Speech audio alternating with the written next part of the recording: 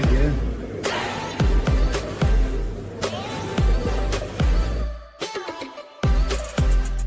Let me give you one more shot of this.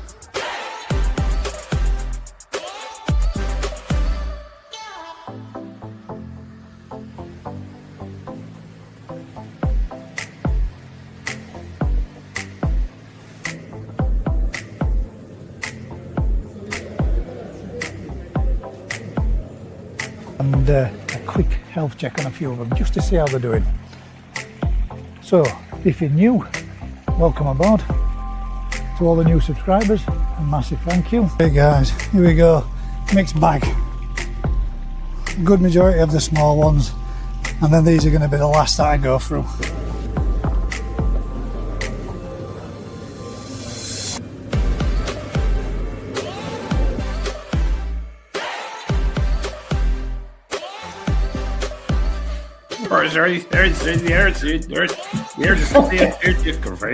If anybody does want, gone for good.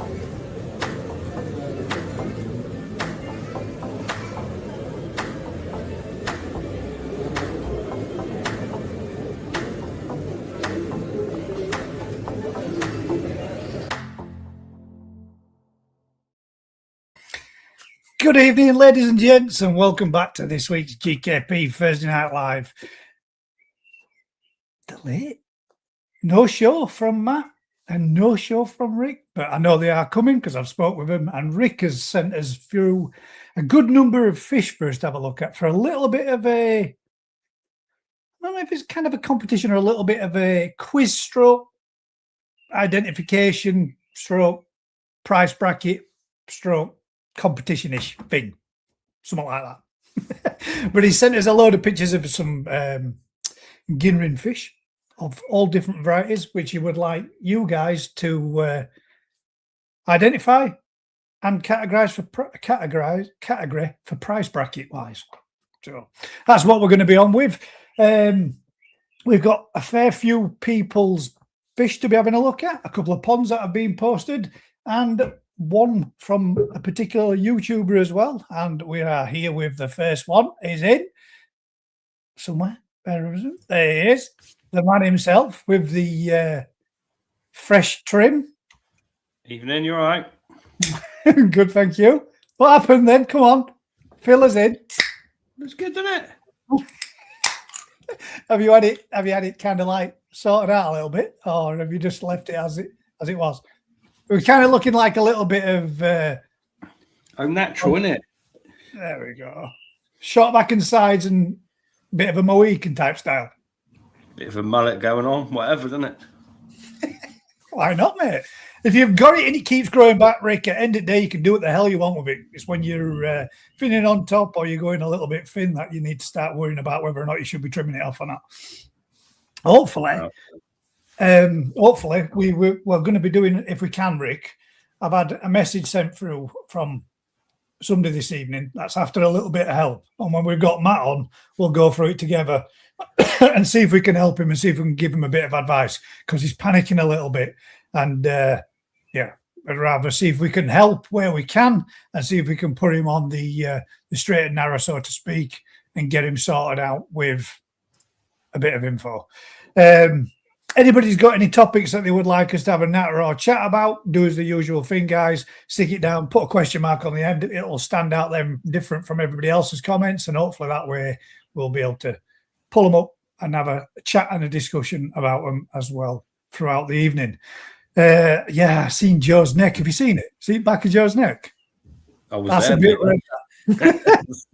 You'd think, wouldn't you? We've been, and I'm going to say this in the nicest possible way. A carrot top.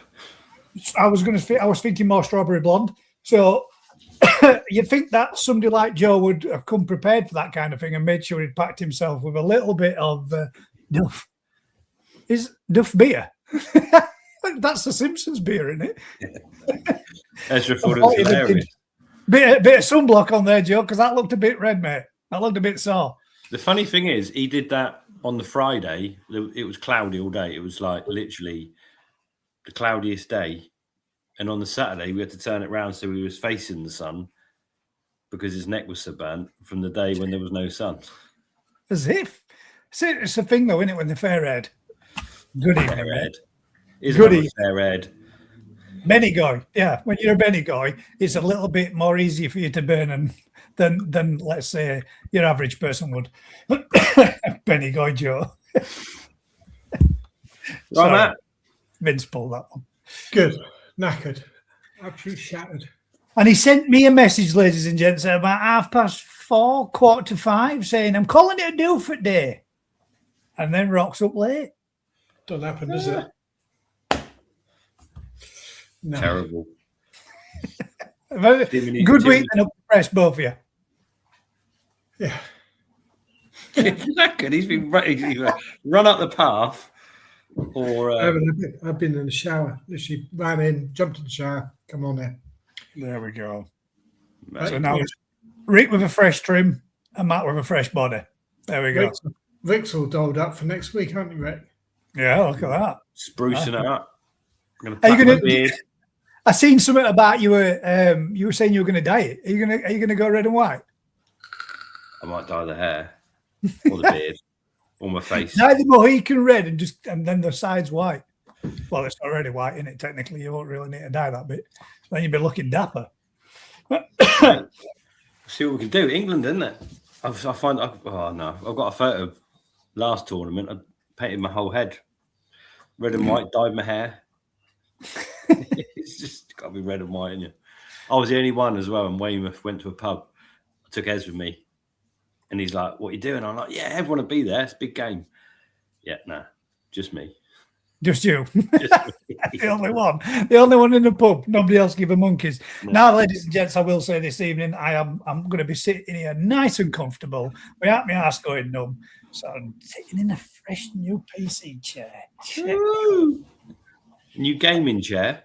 It's a new gaming chair, yeah, or new just sitting, chilling on your ass chair, watching bits and bats on YouTube.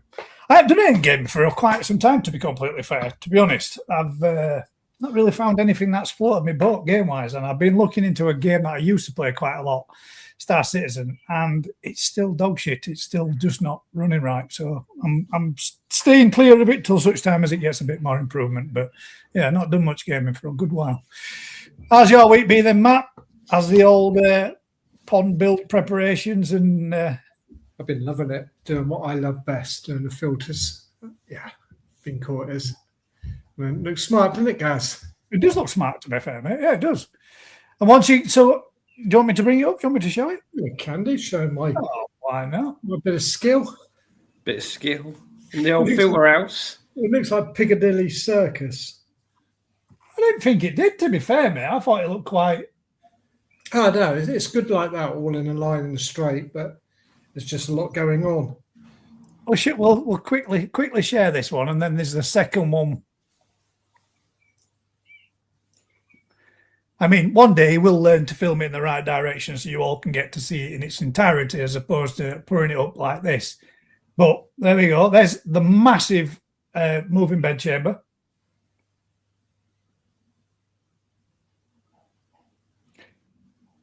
Into the filter. There's still one more to go on there. So it's going to have another one tomorrow connected up to that one. So it'll be 2,000 litres of... So in the opposite side to this one where that one is, will it be at the other side of it? Yeah, so just follow one down through. Now then, question for you. Why did you go for gate valves as opposed to ball valves? One, I already had some anyway there. And two, I get whatever they... Yes, like I did one, what was it, about a month ago. I was doing a job and I can't remember what it was now. Oh, changing the outlets. So I had to shut off all the valves on 16 bottom drains in total. Not one of them actually worked. All of them leaked. But how often do you need to? And the weight of a 4-inch, like that, if I'd done that with 4-inch ball valves, I wouldn't have got it in there. No way. A bit more.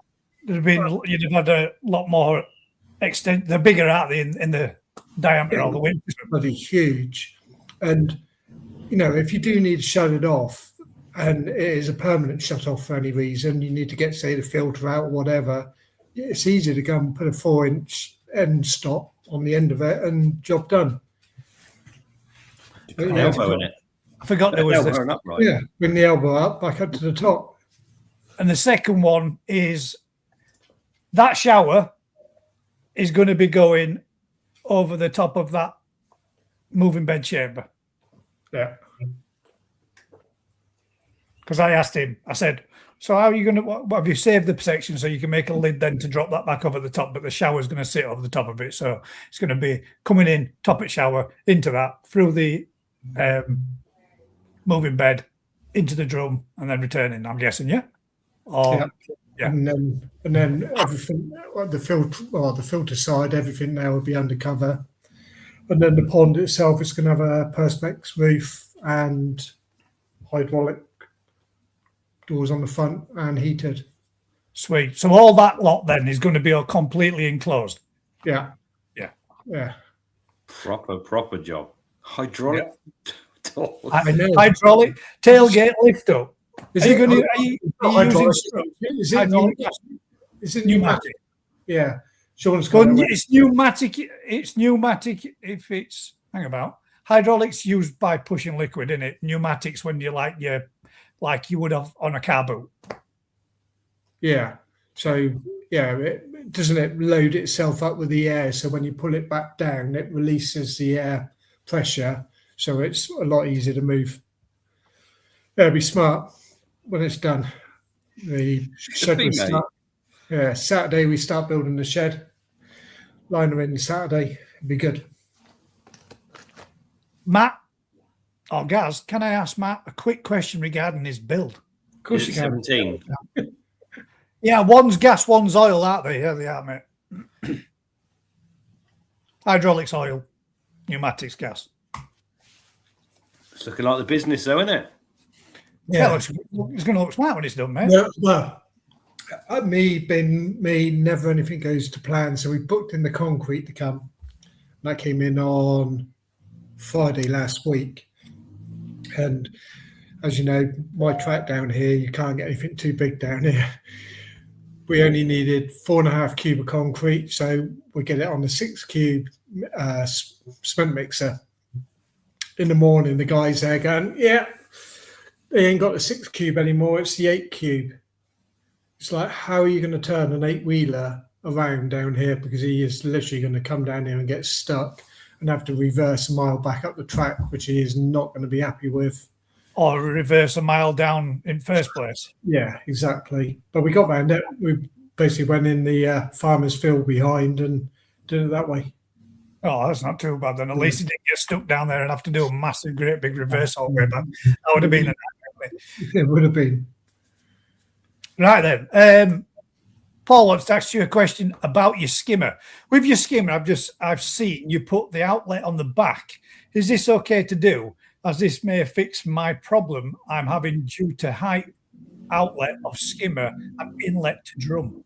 And I'm guessing that must have been just shown. Yeah, so that skimmer was a 2-inch skimmer. And obviously you need to get bigger flow from it. And because of the way they're designed, you can't put a 4-inch flange on the bottom of it.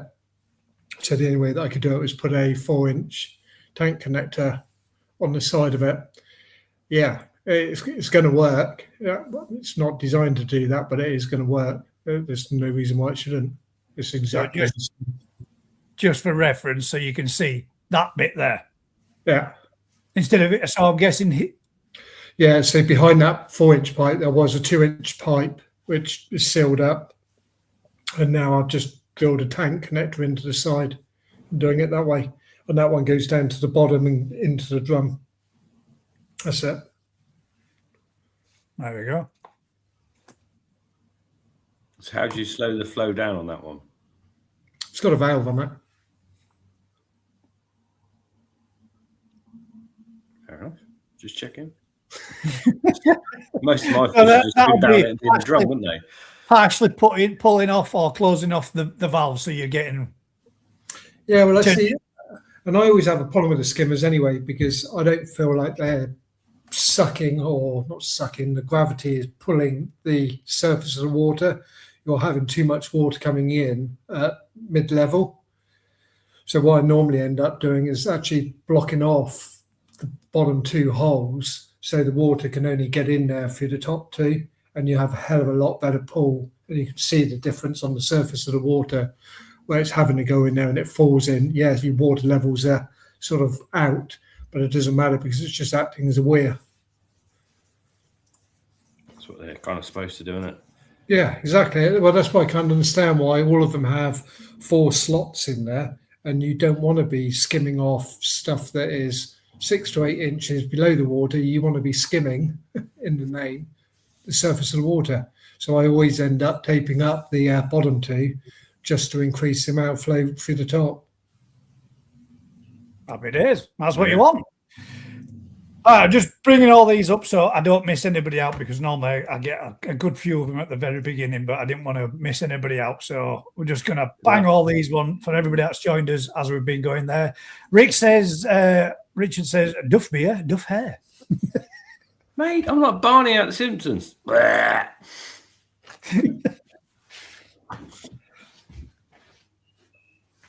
Yeah, that'd be good, man, I reckon. Question there. Matt, will you need a hand moving it tomorrow?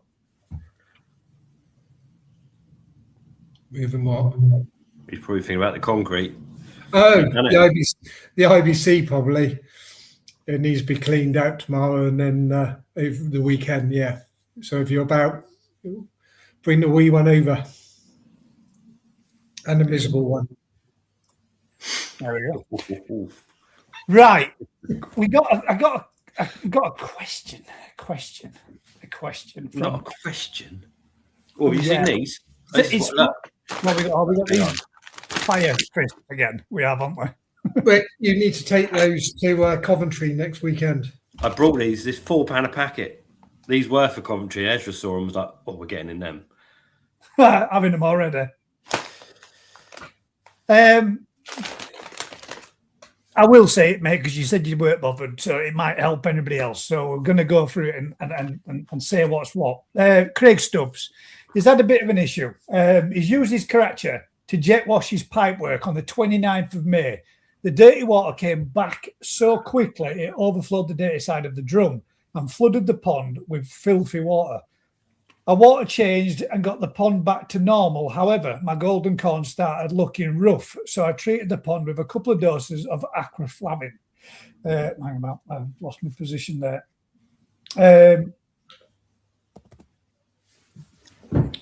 My golden corn started looking rough, so I treated the pond with a couple of doses of aquaflavin. Couldn't save the golden corn, developed dropsy, so I had to put it to sleep on the 9th of June. Still have 20 koi in there. The kahaku now has enlarged eyes. Salted the pond to 0.5, but the fish was feeding well, but have gone right off the feed now. Then he scared himself to after death with ChatGPT, and it said he might have a bacterial infection and needs a vet, which I can't afford. Feeders now off, salted to 0.5, heaters set to 22, although the current temperature is now at 23. What should I do? I'm scared that I'm going to get wiped out or I've lost more. No fish are flashing or jumping. With all the dirty, mucky water from inside his pipework backflowing in, he believes it's caused a problem. And I've got some parameters here as well, so we can have a quick. Ammonia's at 0.25, KH is at 5 to 6, nitrite is at 0.1, and pH is 8.1. Been buffering the bicarb to try and bring it up, which has got his pH up to 8.1. And we were talking about this other week, weren't we, about one of Matt's questions that said when you've got like pH of 8.2 and ammonia levels are increased toxicity levels when you've got a higher pH. Is that what we were saying last week? So 10 times, 10 times stronger from 7 to 8 pH. Yeah. So at 8.1, that's going to be putting him up into kind of like higher levels of ammonia, isn't it? And Or, a bulging yeah. eyes on one of his fish, and already losing one with dropsy, he's now got another one that started with bulging eyes. He's salted to 0.5 at present. Is there anything else he can do, or anything else that he should be doing to try to see if he can help those fish with all that crap and shite that's backwashed into his system and into his pond? I'd rewind a bit and needs a bit more history, but a bit of crap from your pipework or your filter going in the pond. You imagine a normal pond, a natural pond, and whatever systems we've got, that shit's in there all the time. The bacteria can't be living inside your pipework that you dislodge and suddenly becomes a health problem. You might have created an ammonia problem by putting enough shit in the pond or something, but it's still quite unlikely. So it's not and just find. I mean, he's done everything. You're at the best temperature for fish fighting health issues. Stop the food, or cut right back on the food. If you've got ammonia present, then something's not. In a mature pond, something's not quite right going on there. So either been overdoing the food, but if the nitrite's good, that suggests the filters can handle it. So don't know. Bit more history. Has anything changed? Type of food you're feeding, amount of food you're feeding, any new fish gone in? Yeah, you might. When it back flushed into his system, it went from crystal clear to that. Yeah, I mean that's pretty major. But then again, if you just put clay in a pond, you could do that. If you just water clarity, So you think it's more coincidental that he has one that started with dropsy after the event? If no new fish have gone in there and nothing else has changed, he's not changed the food, this could be the problem. It seems really obvious this is the problem. This is what people will blame.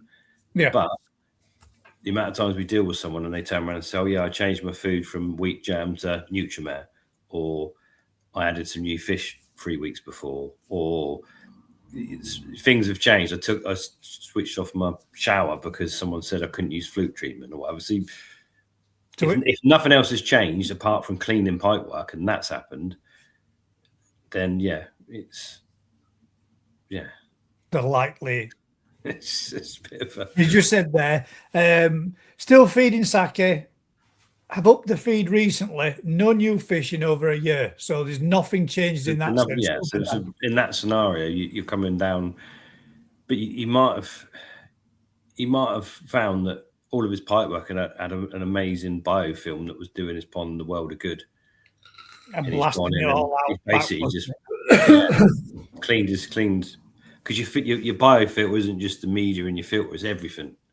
The filter itself, the pipework, the pond walls. Yeah. And by going in there and having a good clean, he might well have actually upset the balance. And unfortunately, and obviously that bacteria, once you dislodge it, goes through UVs and it dies off. So he might have lost quite a chunk of his filtration by doing that. And then that's why we've had an ammonia spike, and that could be what's kicked off the problems. Not so much the mucky water going in there or a bacteria the ammonia levels, which has caused a bit of an issue and got fish pissed off and upset kind of sense. Yeah. And personally, if that was me, I keep running everything the same. I just stop the food completely until you get everything back as it should be. And go from there, because obviously the fish aren't irritated, they're not flashing, flicking or whatever. That's what the water's like now, and this is how active his fish are. This is what he sent me through earlier on. But that's what it was like, and this is what he's got it to the condition he's got it to now. Yeah. He's still a little murky, but you can't really tell for definite because that netting could be making that haze look to it with the sunlight over the top. But this is the caracule that you can just see coming in here. That's the one, I believe, which has got. I think you're panicking a little bit, mate, more than what you really need to do. If anything, if you were unsure, you could always add a little bit of pond detox to make sure that you were reducing the ammonia levels in there, and obviously, if there anything in there that was untowards, that'd give them a little bit of an extra help.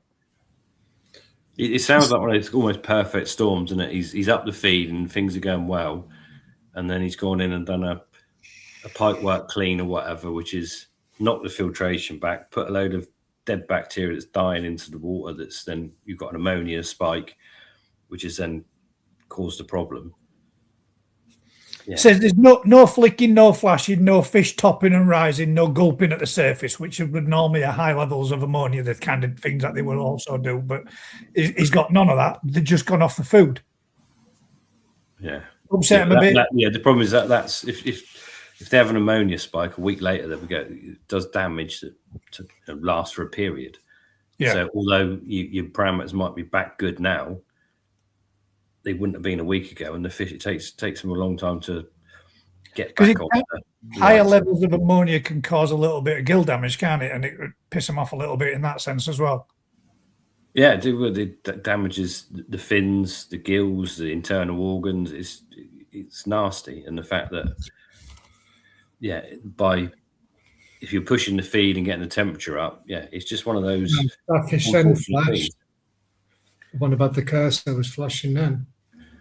This one, come back across there. Yeah. It just shows how volatile our fish are, though, doesn't it?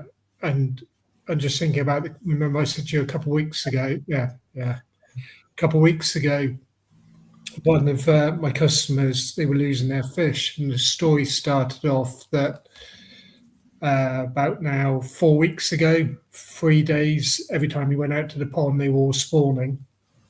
And didn't think anything of it. Happy days, fish are happy, blah, blah. His mum, who, bless her, I think she's 84, she does a water test every single day of the year. She does it every morning. Without fail, she gets up and checks it. Whether it's right or wrong, she's doing it. Then on the 4th day after they started spawning, he said that the water went a real murky, dirty brown colour. And every time he looked at it, it was like, that looks just disgusting. 2 days later, like almost somebody had flicked the switch, it went crystal clear. Then 2 days later, every single one of his fish were on the bottom of the pond. And now for the last 2.5 weeks, every single morning, there's been 2 or 3 dead fish in the pond, every single one of them with the gills blown out.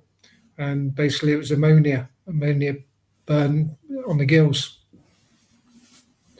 When they said about the test. That's like 4 days of everything spawning, the ammonia level's just gone through the roof in pond, and filtration is not capable of keeping up with it all to get it out.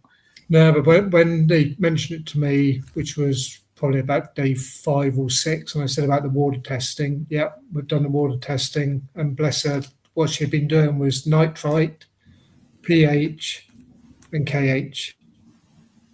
Not the one that was going to identify there was a problem going on. Yeah.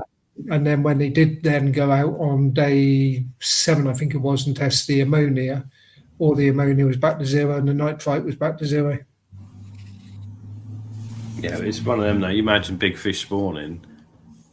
Yeah, a lot of people have issues when it happens, because they'll drop 20-30% of their body weight of eggs, and a lot of time they're unfertilized. They just rot. It's just bad in water. Real quick. It's a monster loading, and if some filters blocked because of it, and the fish feed like crazy before they spawn.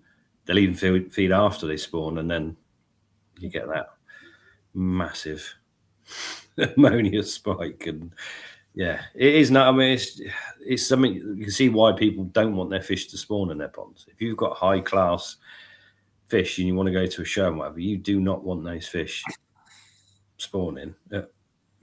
It's not the only person. They lose all that mass as well, don't they? And then they don't look like they've got the body that they did have. Yeah, it's the damage that can be done when they spawn. The body mass they lose, obviously dropping the eggs. The water quality takes a monster hit.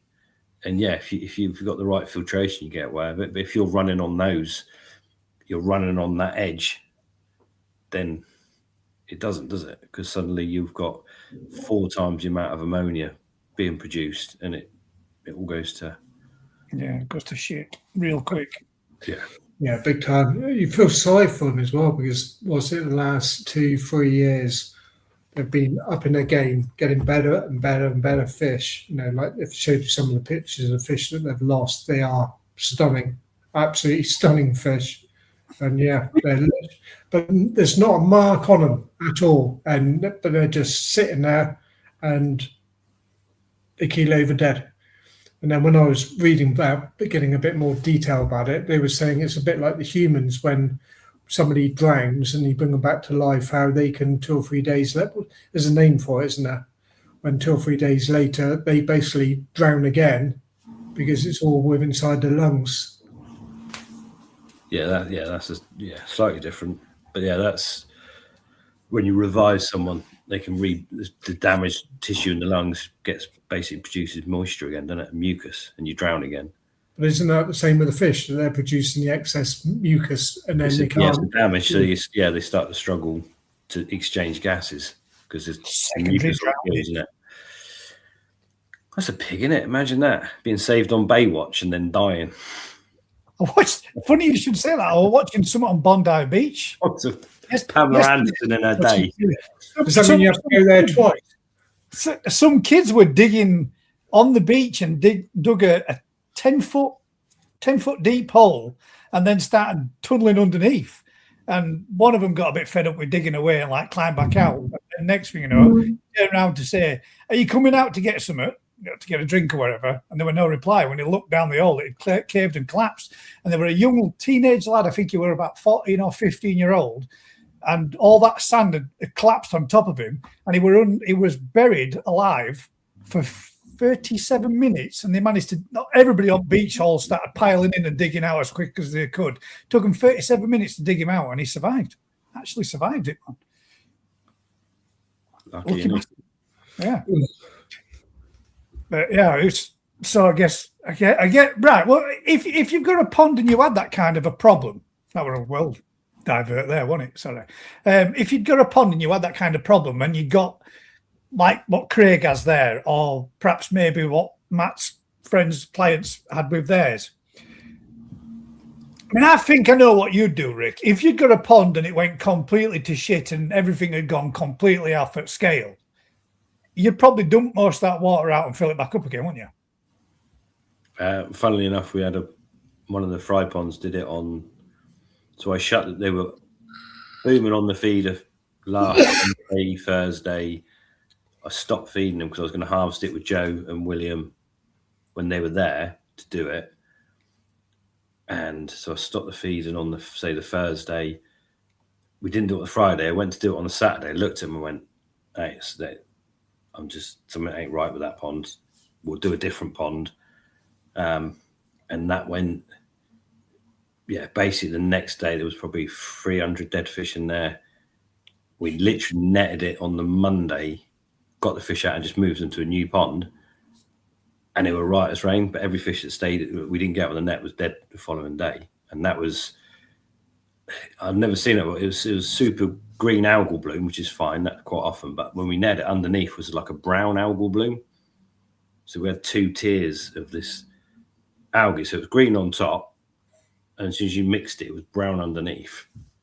And yeah, it was literally just whether it was the algae itself or whether the ammonia that gets produced, or the algae eats the ammonia in that scenario. But yeah, it's just one of those situations where if I'd done an 80% water change on that pond, it wouldn't have saved those fish.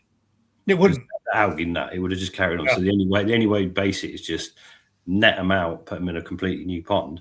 And they were literally in the cage, and they've gone from looking like they're dead to back on the feeder and happy as Larry in a matter of an hour in the new pond. But those that stayed in the other pond, and it's like, what? When you get that kind of weird scenario, and unfortunately for most people, you've got one pond. So when it goes wrong, like Craig, you can't take the fish out and just put them somewhere else. You've got. I mean, personally, if I'd have had either of those 2 events, I would have I would have got the pond vac out and vacked as many eggs off the bottom of the pond as I possibly could.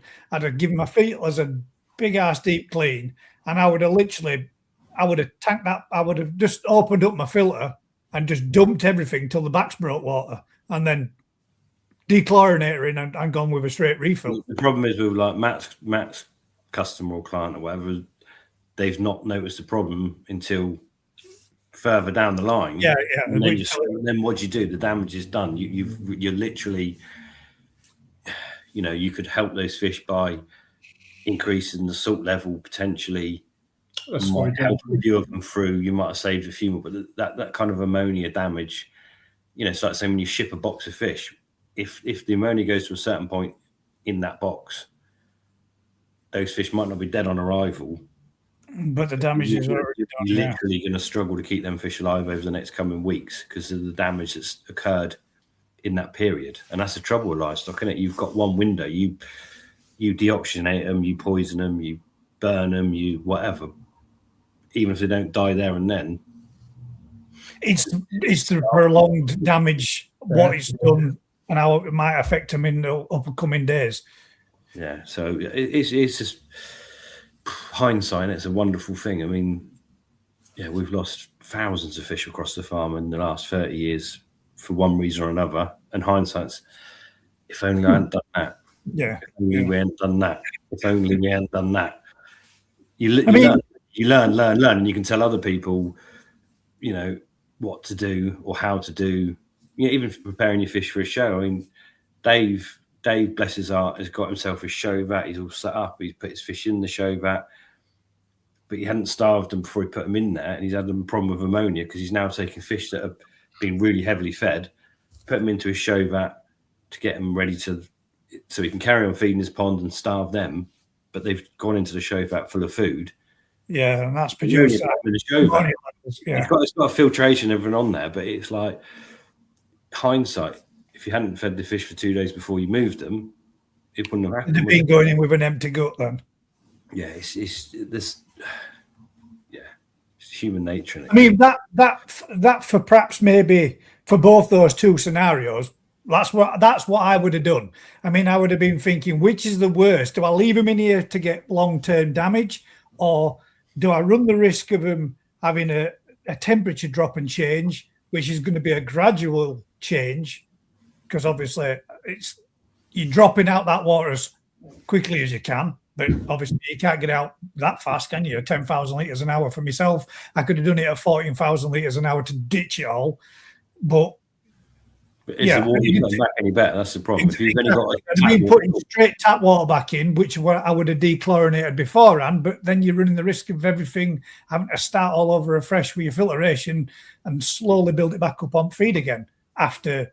Yeah, you'd have been in the same kind of boat, wouldn't you? You'd have not neutralised it, but knocked back your filtration system, wouldn't you, again? I think which would have been the worst, the lesser of two evils, a pond full of high levels of ammonia and the fish getting gill damage and dying in the long run, or the gamble of the fresh water and that way. I think with my case, with the spawning, I think we advised right, because if we'd done a big water change when the water had returned back to normal, so all the readings were spot on, 0 ammonia, 0 nitrite. The nitrate wasn't actually particularly that high either, which was weird. The KH was at 8, pH was 7.8, I think it was. If we'd done a big water change, just that extra bit of stress, those fish were struggling for air. And one of the reasons they were sat on the bottom was they were just trying not to use up the oxygen that they were getting through the gills and just sitting it out. If we'd gone in and done a big water change, I think that would have been even bigger losses. Yeah, too late. It's just like shutting the door when it's gone, whatever. So to speak. Yeah, at that point, obviously the water's mint, and there's not a lot else you can do. Yeah, raising the salinity is about the only thing you can do. We did that. We brought it up to 0.15 over the first 2 days, and then brought it up then to 0.3, and it's remained at 0.3. We've had an antibacterial put into the pond, trying to relieve that, but everything's got to be mild doses because you don't want to do any more damage to the gills. luckily, today they're saying that they haven't lost any fish overnight and they're looking happier. They're moving around the pond, which is the first time in 3 weeks. Yeah, It's scary how something's so easy, and like they're kicking themselves because they didn't know, because it's never happened to them before that they're spawned in the pond. But it's just one of those things, isn't it? So it happens to everyone, doesn't it? And at the end of the day, if imagine you've got a big collection of fish and you've got 30 big females in your pond, and they haven't spawned for years and blah whatever, and suddenly for whatever reason they get triggered, and you might not have any males in there. You might have and they'll still go for it. Still trigger, yeah, still go. So suddenly you could have 30 fish dumping, so a third of the entire body weight of all of the fish in the pond being dumped and rotting. It's just such a massive event that it affects lakes. When fish spawn in lakes, it destroys the water quality and the fish go off for food. And it's the massive volume, you get away with it. But in a pond situation where you've got lots of big fat females, you might not get away with it. Your filtration, you might not. And then say with hindsight, you can say, well, you could put brushes or something in there and then take them out, so you're removing a lot of the eggs. But they lay eggs; the eggs go everywhere. It's an absolute. There's a lot of them, isn't there? If you've got 5 or 6, 7 or 8 females all banging out 500,000 eggs, it's a lot of eggs, isn't it? That's a lot. What you got next week? The national. I mean, those poor guys do those vats and the water quality. And as soon as they fish start spawning, it's like shit. You can't control the water quality when you've got, lots of big females dumping all those eggs in those vats. It's a nightmare. Not just cleaning them afterwards, but that weekend, isn't it? The water quality just goes south. So yeah. So I guess so easy around it. Just keep males. Everyone should have male koi. Easy. No hassle. Just put the football on, a couple of beers, no grief. None of this, my bathroom's not right. No, it's fine. I'm guessing she's not in. She's sitting across the other side of the room from me, that is for sure. I don't blame it. It was rough. I've spent all week making it better, and I'm shit at finishing. Like finishing touches is not my thing. And I'm mate, if you'd been closer, I'd have come and give you an hand. I really would. Mate. I mean, I've got quite a bit of good experience with bathroom fitting and finishing now. It's quite good. Mine looks mint. It's just mad. The guy, you'll blow me on. It's all right. It's just the finishing, and it's like. Did you put a smaller trim on then? Have you gone? I've had to get some new trim, and it does. It looks like a shit job now. It looks brilliant, and it's just that little finish. That's the thing. You can. It don't really make a difference, does it? Right? You can build the perfect house. It could be absolutely mint, but if the attention to detail is shit, it pulls everything down, because that's the little bit. You could fit the perfect bathroom suite and it could look absolutely stunning, but if the silicone work look crap, it throws the whole lot, and it's enough to make anybody think, "Wow, look at that!" Do you know what I mean? It doesn't take much to make something look bad, and it can be the finer detail that does it all every time. I guess so, Rick, when you were up there doing your trim, it gave you the opportunity to reminisce over last week's question. 16 or was it 18? Yeah, it's still not 16. 100%. I'll do the maths. I even got sent the maths by Mr. Paul Windmill. Yeah, even at 4-1 in the morning, you were still arguing that fact. I was arguing the next day as well. The next day I was still arguing, and it is not 16. The worst case scenario, it could be 17. 16, ladies and gents. But there ain't no quiz this evening. There's a slightly different one. There is a quiz this evening. We've got one for everyone. Yeah, exactly. Just some math. Well, the square root of 22. 6. Right then, just in case I missed him. Evening, Paul. And evening, Mick. Hope you're all well. 16. Good evening, Jay. Hope you're well. Thank you very much for everybody that has tuned in and has joined us. If anybody's got any topics that they would like us to have a natter and chat about, otherwise we are going to be sitting here and going through a couple of fish and a couple of ponds. But does anybody know Lizzie Martin? I'm sure that name's, I've heard that name before. Is that somebody that you know, Matt? Is that one of your customers? No.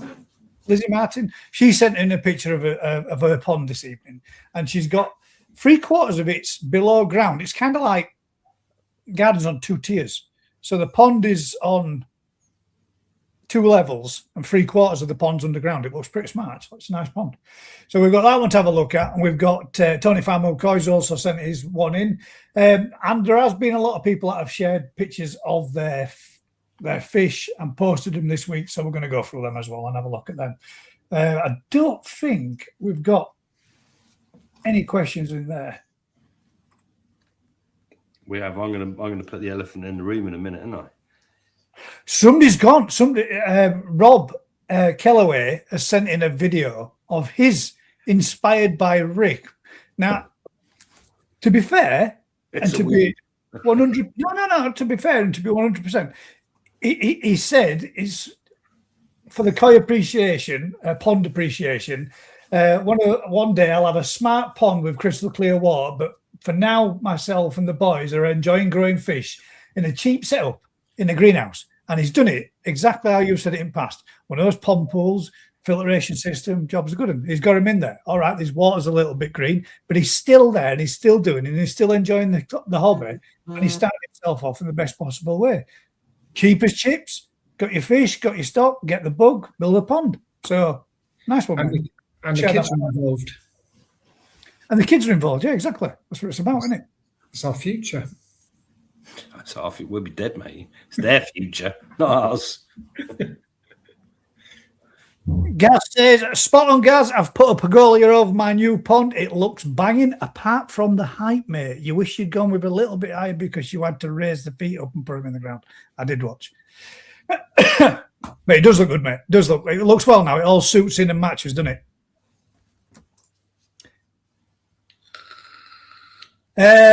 Craig says, just netted and scraped the fish Matt saw flash on the vid. Can't believe that's that fucker up, mate. It's the loon on the net going under the scope now was mucusy and veiny. There we go. Oh, fingers crossed, mate. You don't come back with fucking problems as well on top of it. So let's hope not. There we go. Here's a question. And I saw somebody that posted a statement about this over there. And I'm not. Here's a question: fiberglass or box weld liner? Well, I had real delight this week with this one because one of my customers that I'm doing the pond for, I'll be finished there tomorrow, hopefully. So I'll post some videos of it. He had a fiberglass company that specialises in pond fiberglassing come down and do it for him. I tried to get him to have a box liner, and yesterday he said, Matt, I so wish I had a box liner. And what's the reasons behind that then? What are the benefits? This is literally his words. What have I actually got from paying 4.5 times as much for fiberglassing? What have I actually got that's any different to a box liner? Colour. Could be blue. Yeah, but then eventually it don't look green just the same as that one would do. But yeah, you could go with a colour on it. To be fair, I mean, right, anybody that's had a fiberglass pond, I don't know. But I'm 50 now, and I did my dad's pond when I was 11. And the liner has only just literally this season split. And it's split out of the pond just on a folded area, but it's above the water level by about 3.5, 4 inch. So it's not detrimental to it right now, but in the very near future, it's going to need to be replaced. But that's a hell of a long time for a pond liner to last year in, year out. Would fiberglass last that long? I'm not saying it would, or wouldn't, because I don't know. I'm asking the question. That's the bit I always keep coming back to. Every single fiberglass company give you 1 year warranty. But the box liners, a 25-year, no quibble. You only get a year's warranty on fiberglass. Yeah. Seriously. Yeah. So if it is such a good, not a chance of be having a I know, but this is a bit I don't get. If it is that good, and it's that, yeah, I think the big thing is not if you've got a square pond like all ponds seem to be these days, then there isn't much of an issue, is there? But when you've got an irregular shaped, kidney shaped pond or whatever with shells and all the rest of it, then fiberglass was and is pretty much the only way to go, isn't it? Hey guys, peace of mind when the kids chuck bricks in. There is that. There is it's puncture proof, isn't it? But it's not. What happens if you get moisture underneath it and it lifts and separates and you get delamination? Then you've got a void of air. If you was to get in or standing, that can crack and be a problem as well. Well, you talk about crack, Gaz. What would happen if your actual wall cracked? You'd think that the fiberglass will follow the crack, wouldn't you? Yeah. You talk about irregular shapes, Rick. There's one that Gaz has just got. I'll just send it to you. What box liner going in there tomorrow? Yeah, but that's not what I mean, mate. You're cheating there. That is a very, very nice. I mean, that'd be a bastard to. I mean, well, it wouldn't. It wouldn't, would it? Really? If you wanted to do that and do it with a liner, you could fold it, and each fold you could bond and stick just the same as a box weld liner. Yeah, you can fit a box weld, and that's fine. You just the measurements. That's not the regular I'm meaning. That I'm talking an irregular. Yeah, proper pond. That's That's what that green is in there. So I've actually used a tarpaulin, put it down, and I've cut around it, and they will make it exactly that to fit that. And then because everything else is equal, isn't it? Your height's the same, and But yeah, that I agree with you, mate. I'd use a box weld liner most of the time, or a cheap liner beyond that. Like I say, fiberglassing is such an expensive. I'd say it's a luxury, but yeah, there you go. Yeah, that's exactly it. I mean, that's a good statement, really, isn't it? The amount price difference that you could get between a box weld liner and fiberglass, you could seriously upgrade your filtration system, which is going to be a lot more beneficial to the fish than the liner. Well, than the fiberglass. I think fiberglass just was the way to do it, wasn't it? And suddenly, you can't do. You've got to do the fiberglass at the right sort of temperature. So you've got to put a roof over your pond if the weather's inclement. We'll get someone to come and do it or whatever. Yeah, I think today's day and age with the laser cut, what they can do with box weld liners. But 18 years ago, you couldn't have got a box weld line to fit your pond or whatever. It would cost a bomb, wouldn't it? Yeah, no doubt. If you're fiberglassing and you're going to do it yourself, then yeah. But when it's and every time I do, like, get a customer ask me and they don't know whether to go fiberglass or box liner, and I always ask them, what price have you had for the fiberglass? And it's always 4 or 5 times much for fiberglassing as what it is a box liner. And it's like, how do you justify it? I would happily stand there and say, well, what are the benefits of fiberglass over a box liner? Well, there's that one there. No risks of tears with pots, stones, etc. Yeah, there is a benefit. You've really got to be treating it like shit and bad to tear a liner. Have you ever tried tearing that stuff? Have you ever tried, other than with a even just pushing something around on the surface, on the bottom surface, with a good quality liner, to rip one of them is fucking hard, man. It's not something you're going to do easy. And the weld is actually, if you get and I did it when I went up to the factory, if you get like a 2 or 3 inch strip and you get them to weld it together and you pull it, it will not actually break on the weld. On the weld, it'll tear on the either side. Anywhere else. The weld's actually normally stronger than the actual liner itself, isn't it? Yeah. What about conclusive? What about render and G4? mean, what about rendering G4? G4 to me is a car polish. So No, it used to be a liquidized plastic paint. So you could literally just render a hole, paint it with G4. And we got some in the old shop, and it's absolutely bomb proof until the floor moves and the blockwork cracks or the render cracks. Yeah. Saying that, I mean, my last video that I did, which was my son's mates bought an house from a gentleman that had to go into a home and obviously now has passed away, and his family had to put his house up for capital, and then they bought the house back and then sold the house. That came with a front garden pond, and that front garden pond was concreted. It's like concreted, but then he's put like a pebble, a fine pebble gravel, but it's not sharp gravel. It's soft, rounded gravel that he's sort of like pebble dashed it with, and that's got to be well over 30-year-old.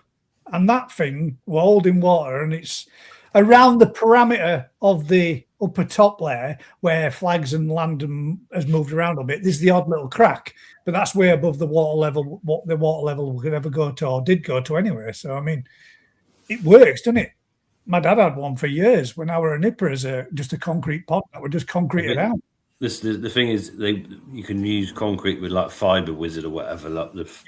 To give it. At the end of the day, the bigger you go, the more movement. Like they build walls, they put bloody rubber shit down because concrete doesn't give it. So the bigger you go, the more problem you've got. You know, we've got cracks in blockwork that's laid flat, and suddenly you've got a crack down it. You're like, what the hell? And that's just the ground moving underneath, isn't it? So a rubber liner is not going to leak there, whereas render and G4 would, and potentially fiberglass would. So whatever, mate. He's got Paul's asked box liner question, Matt. Can you use a box weld in a block built moving bed? Yes. Yes. Yeah. I'm going to say yes as well, just to make us all sound the same. Yeah, you can. Well, Vince has. And you can use an IPC container. Yeah. I mean, 90% of Rick's ponds are block built without bonding. Just to say how good they are at fabricating it. I sent off one the other day that was supposed to be 200 centimeters by 200 centimeters by 100 centimeters. I didn't put centimeters. I put millimeters. They actually made it. The customer said, "What the hell was this turned up?" Timu specials for Barbie. Like a tiny little fish tank. Yeah, it was. And I phoned them up and said, "Why didn't you ask?" And they said, "Because we make them. People ask for little bog planters, so we make them." No way, man. I'm saying that it must have been a lot cheaper than what they were expecting. Yeah. They found a good bargain of a liner there with that one, didn't they? What material is a box weld liner made from? Is it butyl? Yes. So there was two products, butyl and EPDM. EPDM, is it the other one? Yeah, EPDM. Yeah. So EPDM is the cheaper material, but the labour involved to do EPDM, it basically takes about twice as much time to use EPDM than it does to use butyl. So although EPDM is the cheaper alternative for a flat liner, when you've got a regular shape and you're going to have the folds, if you're having a box liner, it'll always be butyl. They won't even manufacture an EPDM. And even if they did, it would be the same price as butyl because you've got the increase in labour. Okay, marketing. Butyl. Jay says, so if I want a box weld liner instead of FG, would I install a window first, then the liner, or the other way around? So it's a box liner night tonight. So your phone's going to be ringing up. You do it, and this is your 25% discount if you order tonight. Yeah, if you actually go on to the Gaza Coupon community, at the top you will see there's a little link, and if you click on that little link, there is a direct discount for Matt through me from us to you to give But you a you little must bit. phone his private number at midnight. Yeah. And say the secret code. So on the windows, we've done it both ways. We used to do it always that you push the liner back into the rebate, and then you pushed your window into it, then filled up the pond, and with the pressure of the water, sealed it against the liner. Then a few people started doing it the other way, where you put the window in first and then sticking it to the glass. I was a bit sceptical and. Is that how you did Vincent's? Or did you do it the first way? Yeah, Vince's, I think I stuck it to the glass. But longevity, I wait to see. Because could you not just, you know how you've got your 90-degree rebate? Can I do that so you can see it? So you'd have a rebate at this side and then a rebate at the opposite side for your glass to stick in. Could you not put your liner just into the rebate so that the glass would bond to the back wall or the outer wall, and then the liner would be sandwiched between the sides of the pane of the glass, creating a seal and bonded to the blockwork too? Can you not, you know what I mean? Like a 50, instead of it going all the way around behind the glass, could you not just do it into the rebate? So that you'd then, when you push your glass in, you'd be getting a bond at the side of your liner up to the side of the rebate, and then your glass would be bonding to the actual face of the rebate, giving you like a 50-50 bond. I think I know what you mean, and no. Depends if your walls are straight.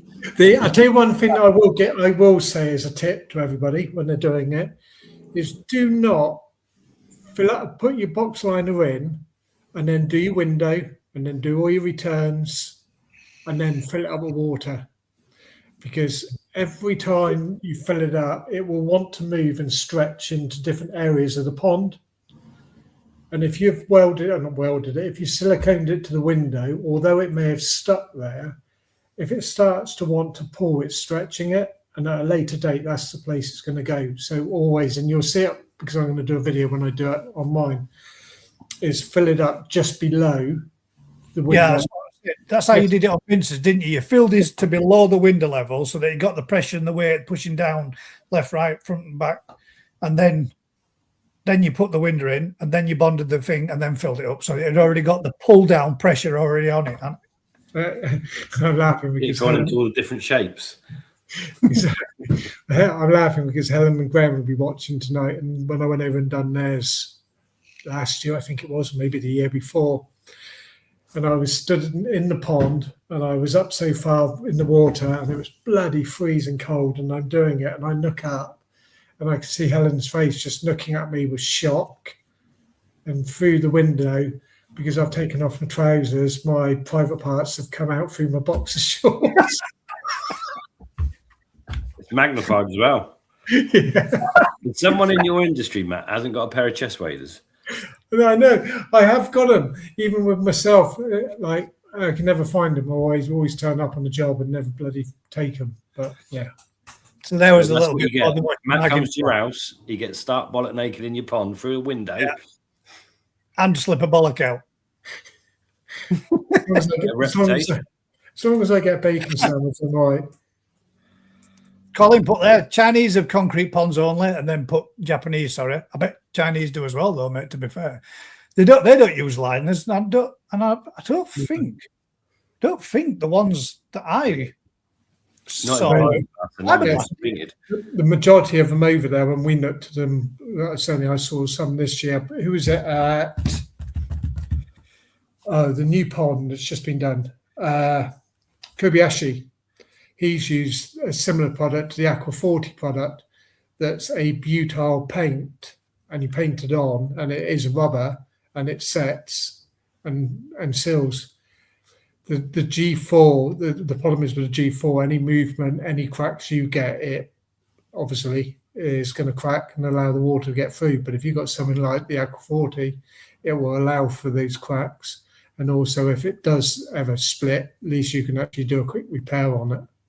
I don't know if anybody's seen the channel, but there's a guy called G-Love, Colossal Koi, and he has a massive, this ain't no pond, guys, it's a fucking lake, it's huge, it's absolutely massive.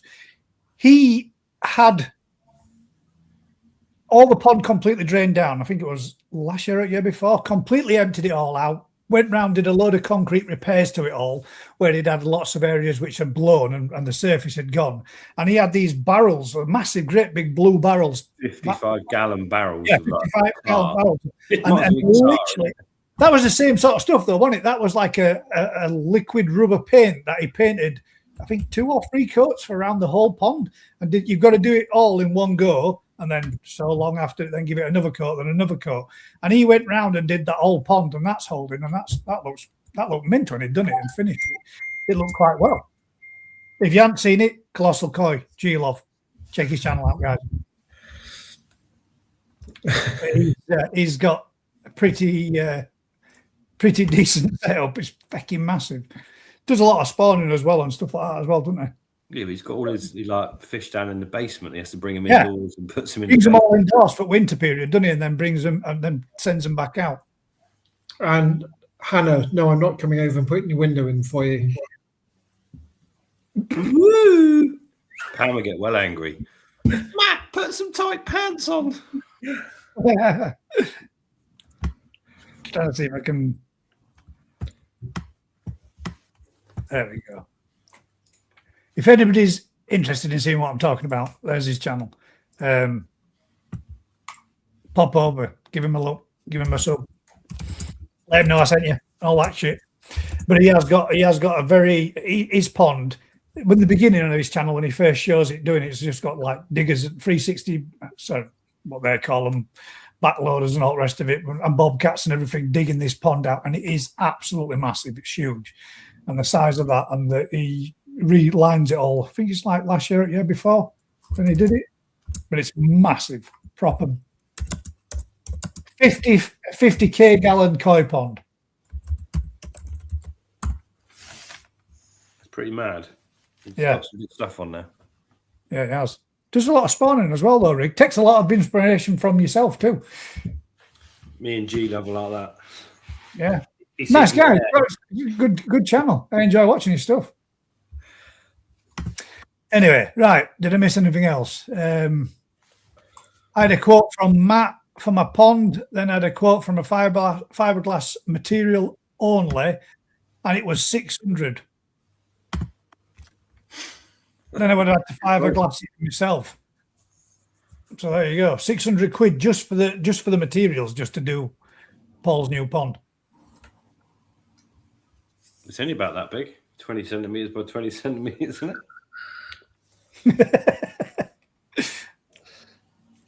Yeah.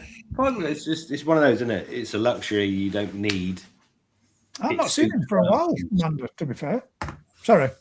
Just answering a question there. She's put, is Sid the Indian bloke still around? Not seen a bit. Mate, Not seen any of his new farm. Well, that's the last thing I saw when he was building his new place, his new premises. No, his fish house, right? His fish house is like a Japanese. He's built a fish farm. It's a bit of farm as well. Yeah, he's got like mud ponds. Oh, I've got to have 2 acres of mud ponds, and literally, he's been buying tosai from Marihiro and growing them on, and he's got his mud ponds ready. You wanted us to go out there and sort out, mate. He's mental. He's gone from an IBC container in his back garden 3 years ago to like the biggest koi dealership in India. He's gone mad. His fish house is amazing. His fish house is amazing, but he's got a farm as well now. So he took us on a guide tour of it. He did do the fish house exactly like they would with, like a Japanese style, didn't they?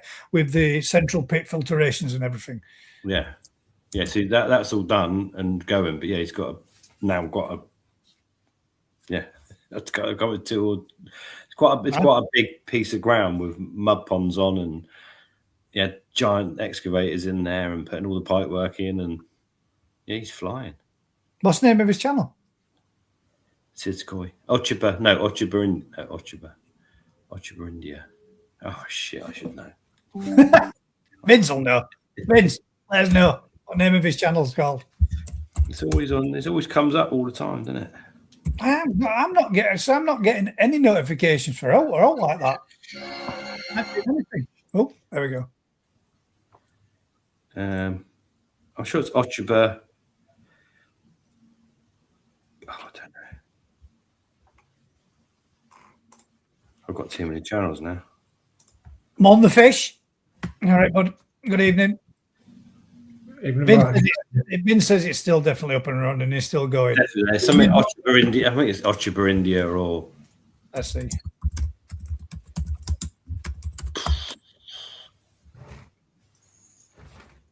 Yeah, he puts videos up constantly. Fair play. Because he had struggle getting back into Japan for visas and whatever. Is it Chiba Koi Studio? That'd be the one. That's what I said, wasn't it? Something similar to that. I think that might be it. Yeah, that'd be him. Yeah, it is. There you go. There's loads, literally, yeah. So he's got a monster koi house, a koi farm, 25 staff. There you go, Amanda. I found it for you. And I shall stick it in there.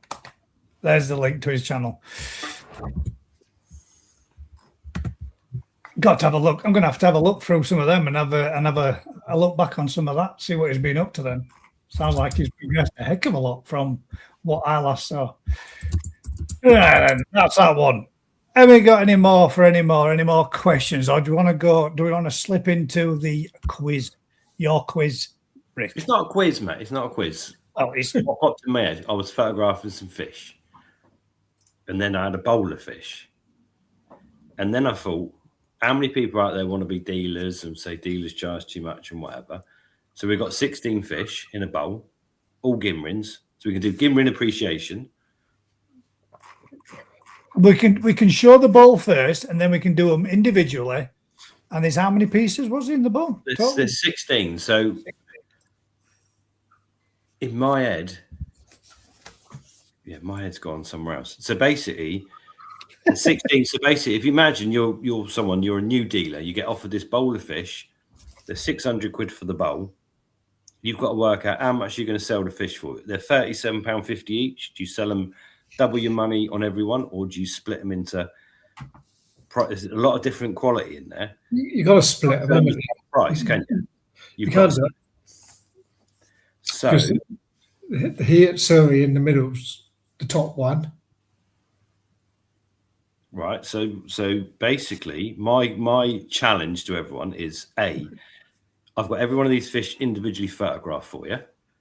So you've got to then turn around and say what the fish is. So we'll start with A. Everyone says the variety, and they've got 3 price categories they can put it in.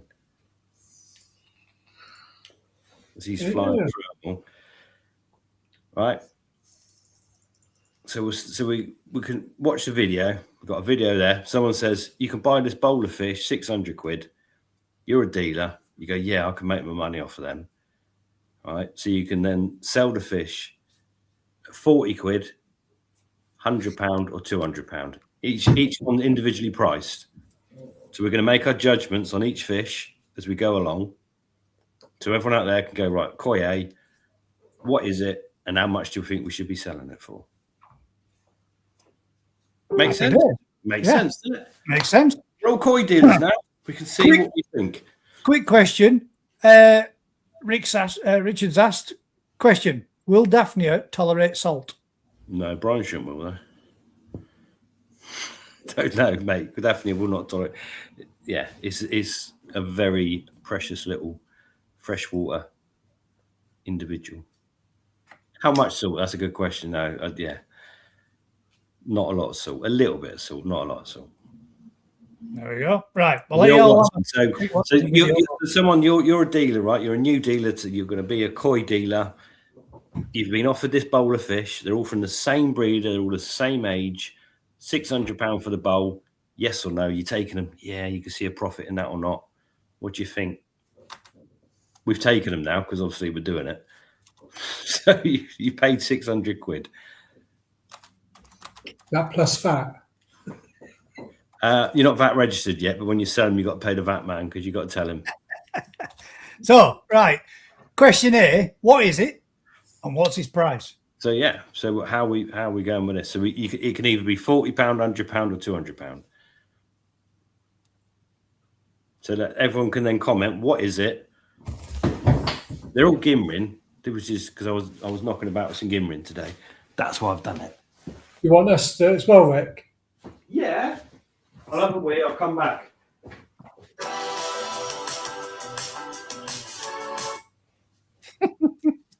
Sponsored by. I know I got the wrong one then. Oh no, did you? So, ladies and gents, right, what is it and how much? And somewhere here, I have a pen. There we go. Paul Murray said 200, and Matt's just put A. A. I thought it was A, B, and C. 40, 100, 200. That's it. There's each one's A, B, C, D. Everyone changes. Yeah, but the figures is either one or the other. So it's A for 40, B. No, it's going to be A is A, variety and price. Ginring Aragokia Chiba, £100. Try again. Try again, Rob.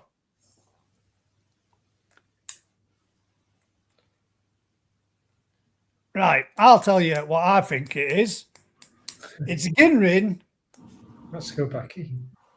Matsukawabaki, and I'm going to say it's, what was the price range in between? 40, 100, 200. I'm going to say 100 quid because that's what it should be, but Rick's going to be selling it at 40 quid. So, yeah. Right. So, hey, we got any comments? What is it? And I'm saying 100 quid. Right. It's not a Matsukawabaki. Oh, yeah. Oh, it's Kumonru. Shit. Shit. Right. Right. Sorry, I just told everybody. Yeah, so basically, imagine you're a dealer, you've got this box of fish, you want to sell the fish as quickly as possible. It's gone dark in here, isn't it? So I turned the lights out when I went. What we want to do, Rick, is it's going to have a lovely lateral sumi coming up. Yeah, when that sumi comes up, that's going to be a show-winning fish. That is show-winning fish. Start bidding at £400. It's not to do sales. This is literally, as a dealer, you've got that fish. You want to turn it over, fair price. You know you're paying 600 quid for the bowl. You want to make 1,500 quid or whatever. You want to double your money plus pay the VAT man. So we're looking at that fish there. So we've got a Gimrin, Aragoki, Komonryu. Are we putting it forward? I've said 100 quid because it should be, but you'll sell it at 40 quid. I was selling it for you. You would never know. That photo, you would never know that was Aragoki. Can we not look? Because it's got no scales here. Yes. It's got crazy scales all down. It's got a lateral line, lovely zip, and it's Aragoki. Anyway, what are the comments then? How do I see the comments? Right, we've got first one. I'll bring them up.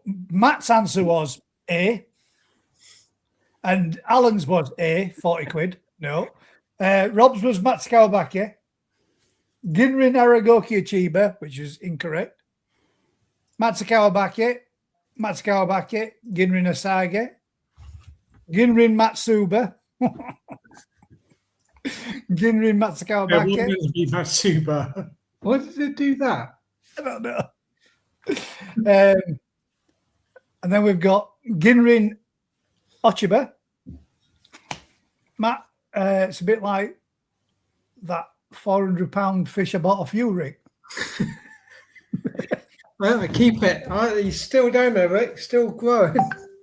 That's right. So basically, as a dealer, you've got to make your judgment and your body shape, skin quality, what it's going to do, how much you're going to sell that for. You've got to turn it over.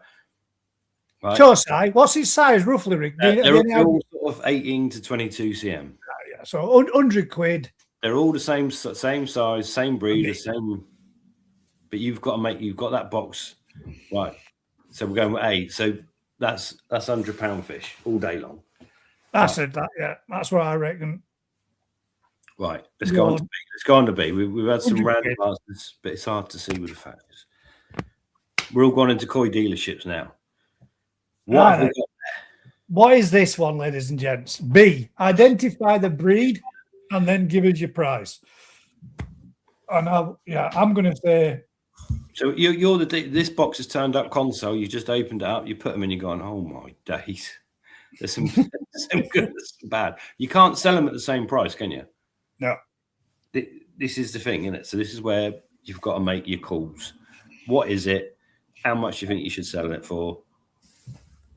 Ginrin shower, 40 quid. But is it normal? Scalation, mate, ain't normal. Aragoki Ginrin shower, 40 quid. Ain't Aragoki either. But is it not? It looks like it's got massive scales downside there. Well, maybe not. The first one. Well, you got to be able to see from afar, haven't you? Pool Pond UK says Ginrin Aragoki Tansho shower, 80 quid. We're not making up his own prices. It's 40, 100, 200. 40, 100. Is it the bottom of the pile? Hot top, middle, or bottom? And we can do a bit of koi appreciation on this. So the first one had a lovely shape, had good potential. This, on the other hand, has not. It's short in the head. The pattern is it's not Tanjo. It's a full head pattern. It's pretty undesirable. Yeah. If you could get 40 quid for this and turn it out, you'd take it. You've been a bit hard about it, but it's got a cracking Ginrin zipper, isn't it? It's not. Yeah, it's just lacking with many in it, really. It's lacking with body shape's not great, skin quality's not great, head shape's not great, future potential's not great. It's a 40 quidder at best. But this is where you got to make your calls, isn't you? You can't turn around and say they're all the same. You've literally paid 40 quid for that in your box as a dealer. So what are you classing it as variety? It's a Deutsch Ginrin shower. There we go. It's not Aragoki. It's not Tanjo. You're not calling it. No, the scalation is really even, symmetrical and nice. It's not Aragoki's not. Looked a bit Aragoki to me in that picture. A little bit, but pike bait. There you go. If you bought a lure for pike fishing, mate, that's what it looked like. Sparkly with a red head. This is where you can learn, isn't it? You can't big something like that. It is what it is. 40 quid's fair price. Right, it's pretty fish for a pond. It has got no future potential for nothing. 40 quid. So I got two right. You got two right, have you? Yeah. Next. Right then, ladies and gents. Next one. My cat would turn its nose up at that. Mark, that's harsh. Next one then. Oh, now. Yes. So what is it? Don't you say it yet, Gaz. Let people have a go. Oh, damn it. Let people have a go first. That's nice, that, mate. Have a go, ladies and gents. What do you think? Breed, and you've got your £40, £100, £200, and name the variety.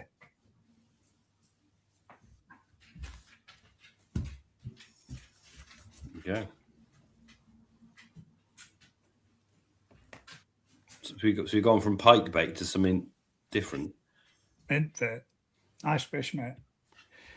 Right, we've got Ginrin Shura 100 quid, Ginrin Shura 100 quid, Ginrin Shura 100 quid, Ginrin Shura 100 quid so far on the answers. And I'm going with that and Same. Sure, not same price. No way. I'm going 200 quid. Oh, bloody hell. I should sell it to you, boy. Matt, what are you going for? Come on. Ginrin Shura. Mark, I love that answer. 350. He's already bid me out. He's already outbid me. He's selling it to you now, Mark. It's on you, mate. Alan T said Ginrin 100 quid. There you go. Begin on that. The Ginrin on the scale. It's not a shear at Surrey.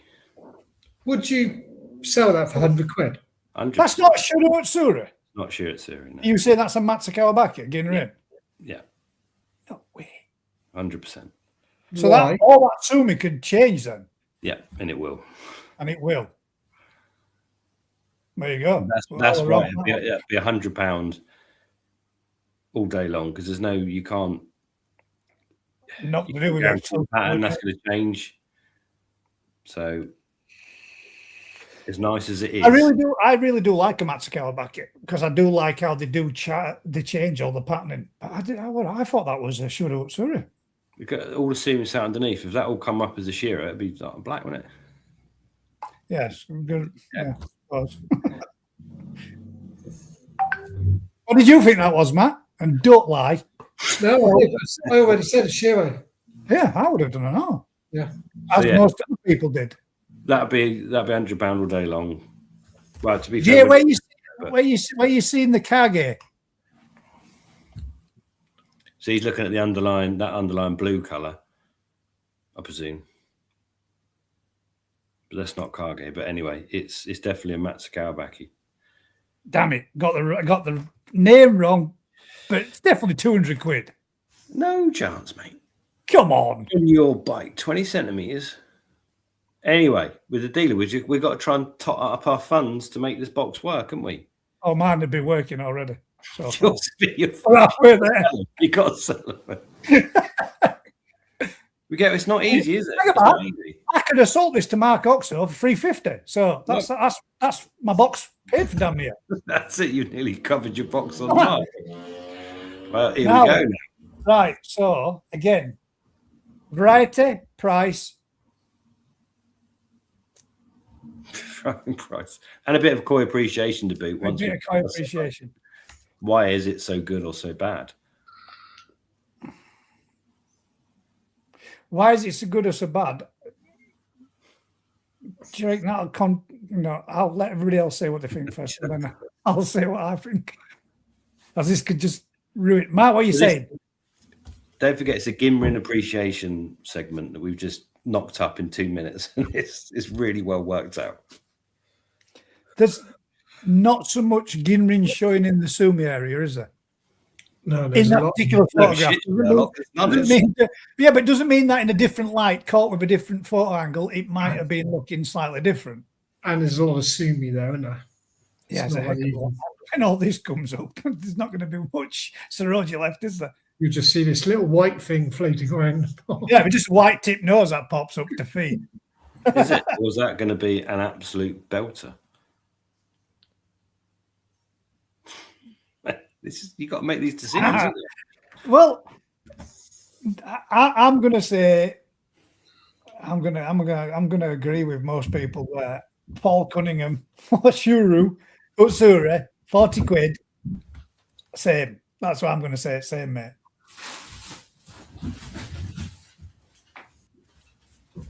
Matt's legged it. Scampi fries do not beat a blue. Bring some next weekend. If this ends up being another Matsu Kawabaki, then there's a good chance that some of that Sumi could retract back and make that fish look totally different. But if it is a Shuro, then it might end up looking completely black. Matt, what do you think it is? We got Matt's answer yet. Matsu Kawabaki. Matt's on it today. It is a Matsu Kawabaki. You reckon? Is it really again? 100%. And it will change. So it's the same price as the other one. The quality is the same as the other one. Bone structure, shape, everything about it is the same. You're judging on patterns.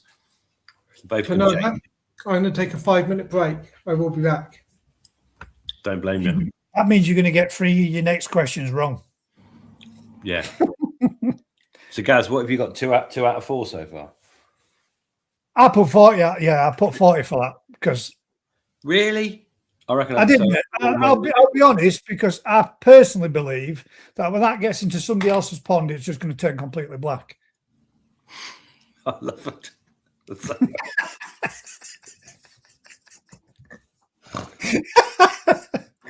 Okay.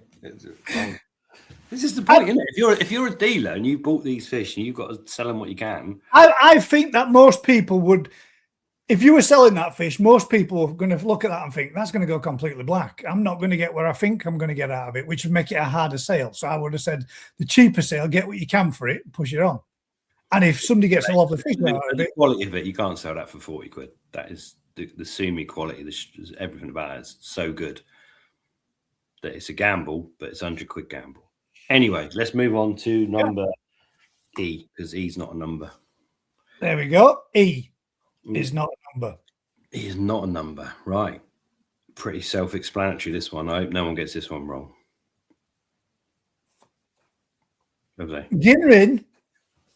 Matt's dog's nicking his dinner, look. Go. Dog's just slapping all over his meal. Right, next one, ladies and gents. Then give us your price and your variety. So the Ginrin through this is nice. It goes through the Benny, goes through the Sumi. It's everywhere. It's good. It's better Ginrin than some of the others. But what is it and what's it worth? Well, we got Sankey 100 quid, Sankey 100 quid. Both Joyce and Rob have missed out the fact that it's Ginrin. So Yeah, they've missed they're all out. Ginrin. We can excuse that. Ah, damn it. Yeah, Ginrin Sankey, Ginrin Sankey, 40 quid. Mark, that was harsh, man. Lynn Griffith says 200 quid Sankey Ginrin, 200 quid from Andrew. Oh, I'm saying Ginrin Sankey 100 quid. Right, so everyone's got it right. It is the most obvious Ginrin Sankey in it. Ginrin's nice on it. Bone structure's not great, so it's 100 quid at a push. That's a push. That's a push, and you feel like you have a little bit of a deal with that one. Get a free bag of food or something. I think most people will look more towards the pattern rather than the bone structure. But the Sumi's coming up. There's a lot of Super Sumi coming up in the right places. You can see it. A little bit Sumi in the head's not great, but it's not bad. It's not bad. It's not great. 100 quid. I'm not saying it's the scales are too small. But there, right. When I was watching Dave the other day, Dave kept missing this, didn't he? The horseshoe on the head pattern. He kept missing that when he was picking through and grading through them over there. A white nose, Kahaku Sankey, whatever if you haven't got a white nose and a head pattern, I mean that's a bit too much.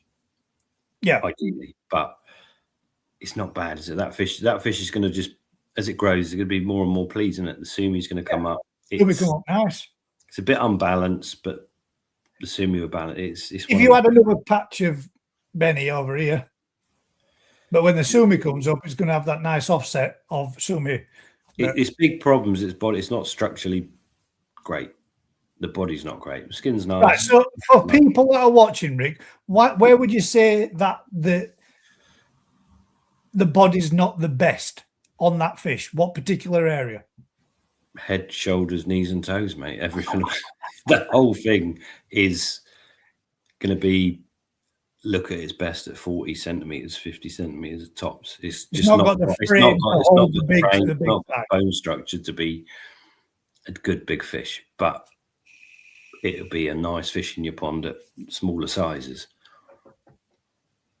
It is what it is. But 100 quid, you could probably barter a little bit, but it's way too good for 40 quid. We put these free price structures in just for messing about. Right. Next one. Legged it now, isn't he? He's legged it. Matt said this was the best fish in the bowl. He did.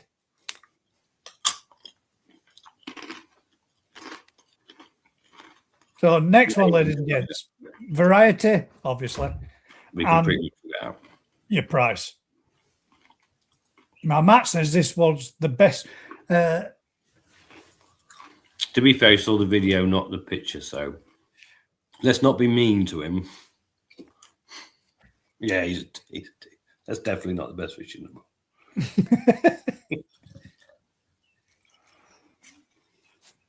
Yeah, and we on that one, Rob. But we can. This is the whole point. When you look at a bowl of fish, and you start looking at them individually, you can start critiquing body shape. pattern, colour, all these things to really get the best fish for your money. On that video, that did look like probably the best fish in the bowl. In reality, it's not at all. We've got there Kin Hiyatsuri, £200 from Luke's Bonsai and Koi. Well, Matt's back now. Look, Go on then, Matt. Hiyatsuri, Ginrin, 100 quid. Ginrin Hiyatsuri or Key Shower, 60 quid. Guys, we've got a £40, £100 or £200. We're not making you're not up saying it. This is prices. just messing about as a brief. That's your free price brackets. Ginrin 40, 100, 200. Ginrin Hiyatsuri, 40 quid. That's where Matt's identified it wrong because it's not gin, it's gin. Shut And how up. much? 40 How quid. much? 40 So you quid. got You said gone this from is the best fish in the bowl to the worst. The bloody thing looks like it's been telling lies for the last 6 months. His nose is so bloody long. Good long head. All the better for sniffing things. Yeah, no, Mark, I agree, mate, too. It's a bit pointy in the snout in it, in the nose area. It's a bit thin Yeah. towards the peduncle and it dips away too rapidly quick by the mid-dorsal to the peduncle. But, so from the video, it's gone from the best fish to the photographs, it's gone to the worst fish. Head like a sturgeon. That's a bit harsh. It's not, but this is the thing, innit? This is what you've got to look at. And then when you study a fish, go, actually, the pattern fooled me in the bowl. It looked really good. When you isolate it, bit of a stinker. More grass carp looking. What are you saying for your prices then? That'd go for 100 quid, I reckon. To be fair, it's better than Better than a 40. It's better than a 40 quid fish. It is definitely. You Pattern's nice. It is 100 quidder, but that's me messing about. Yeah. I did it for 100 quid.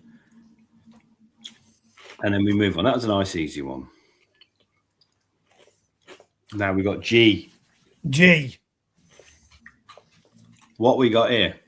And don't anybody worry about your spellings, guys. At the end of the day, we're not here to pull people to pieces for anything like that. But we have got this one, Matt. What are you saying now? Here's Ginrin Kahaki. Nice body. Lovely pecs. Nice pattern. Can you identify the pattern to the front of the fish? The very first Dan. I would say that was split, and I would say 200 quid. What about the slight bit at the rear of the peduncle, which goes into the odomate? For all those that don't know, that's the last little bit before the tail. The little red dot. Yeah. That's red spot. That is desirable in cartoons. It's got a nice and structured body, hasn't it? Mate, what are we thinking? Gosh, yeah.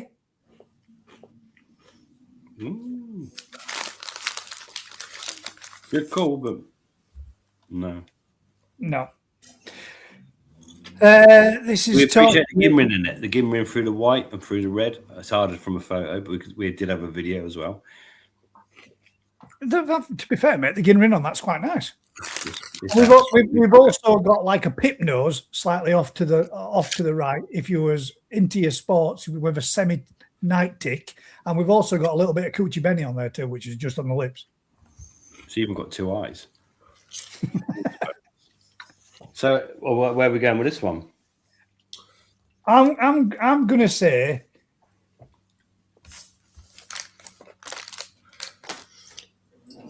I'm gonna go with the 100 quid mark. Matt's gone 200. What are the comments saying? Where are we? Ginrin, Kaku, 100. We've got one that says Goshi at 200, but the vast majority are going Kaku, 100 to 100, 100. Ryan's Koi Pond says £100 sold to me. £200 reserve, 200, 100, 100. Yeah. Yeah, Mate. Alan T says 200. That's Lynn the says 200. That is head and shoulders above everything else we've seen. Head, Body shoulders, line. pins, and toes above everything. It's hard from a photo, but that is your 200 quid. That's your gem in there so far. The gimrin, the body, everything about that, the pattern. Sorry, was I right? You were, Matt, you were absolutely spot on.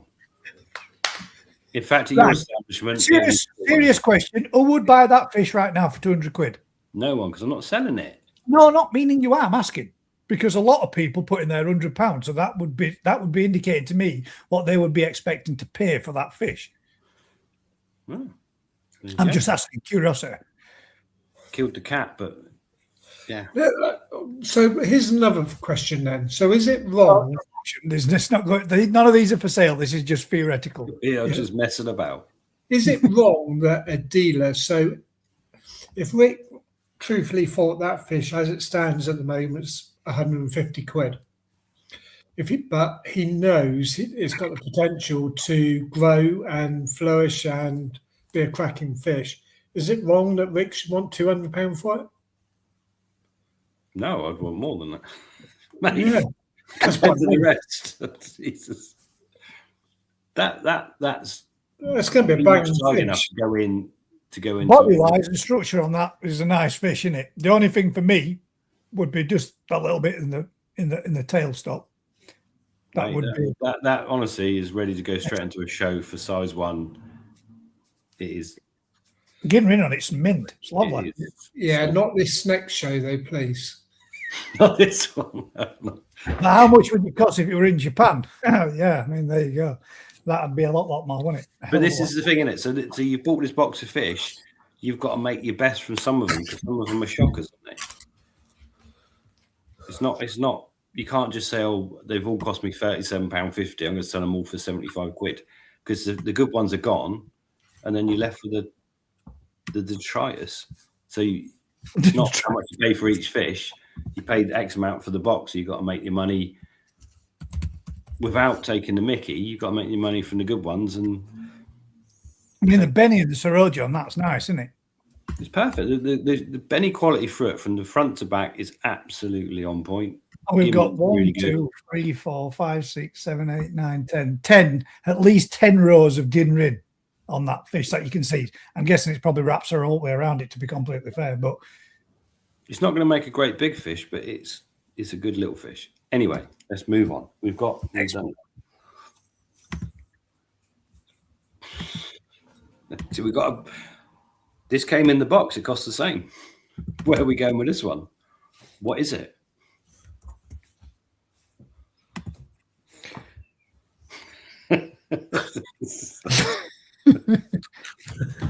I've given the game away a bit, I think. But this is how we learn, isn't it? This is how we learn. We've got to learn. What's the good bits about the fish? What are the bad bits about the fish? Rob says, show her 40 quid. Okay. Anyone else? Any more comments? Show her 40 quid from Joyce. Matt, Gaz, what are you calling it? I'm saying, go on. I'm saying Sankey 40 quid. Who's saying Sankey? Me.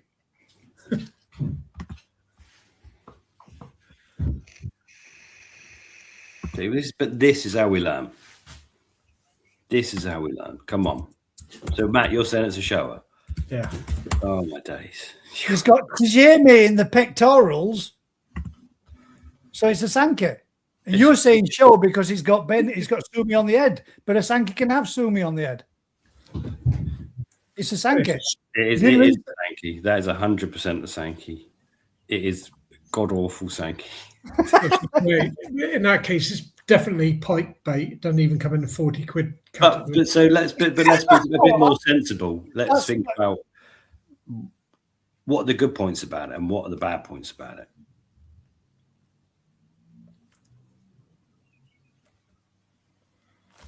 If for me, looking at it, the bad points, the head's too short.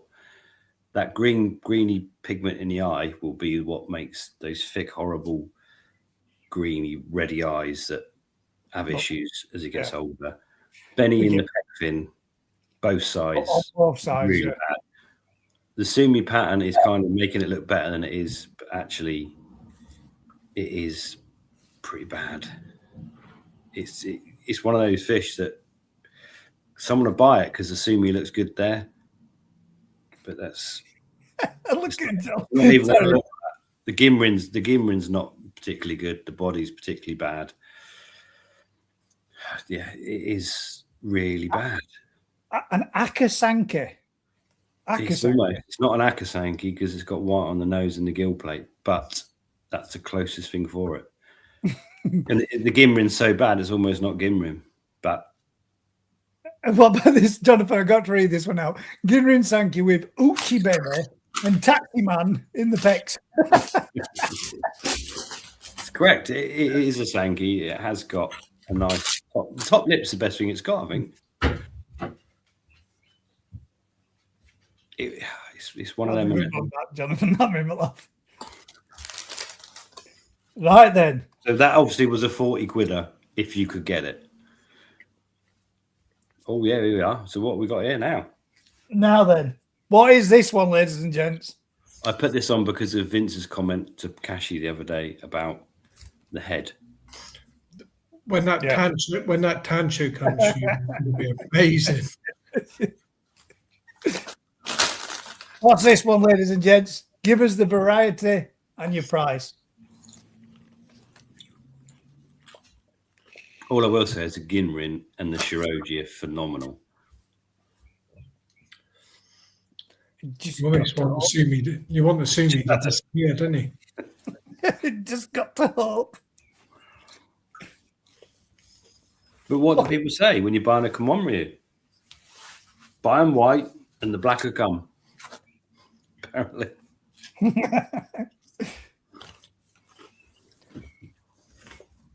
Matza, 40 quid. Richard says. We did get one on there. Says Akasanke free. Yeah, it's the extra one in the box that someone popped in. So we've got a Matza Shuramuji from Ryan's Koi Pond. Can't be a Shuramuji, mate. Not Shuramuji, mate. You've got Sumi in the head, the pecs, the gills, the tail. You got it everywhere and underneath. To be fair, which you can't see. Shuramuji means white fish, and they're not normally that kind of white either. It's more of a creamy white. Give you a clue. It started life black. So that was a black fish. Which makes it a what?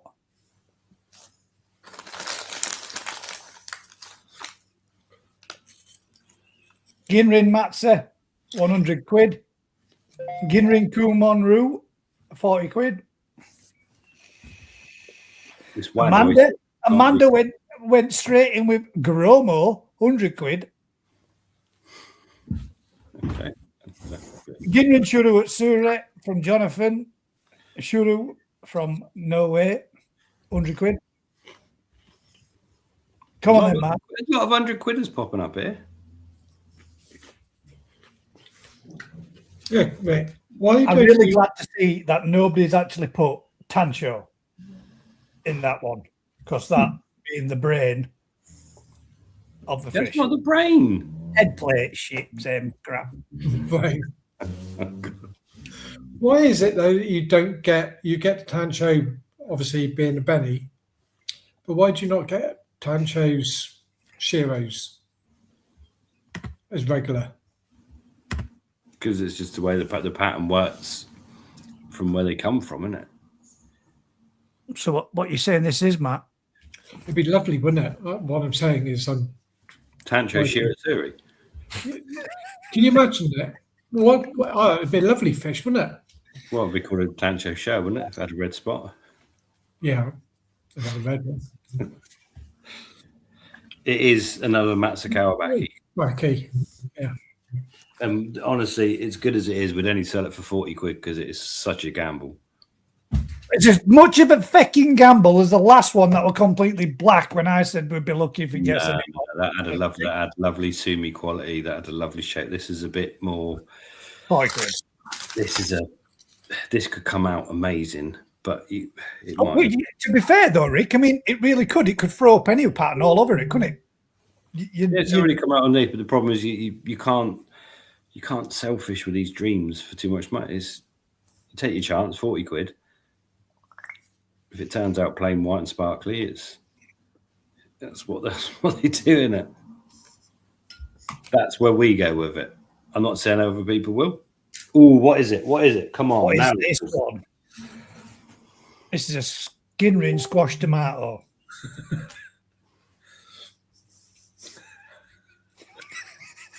Sorry.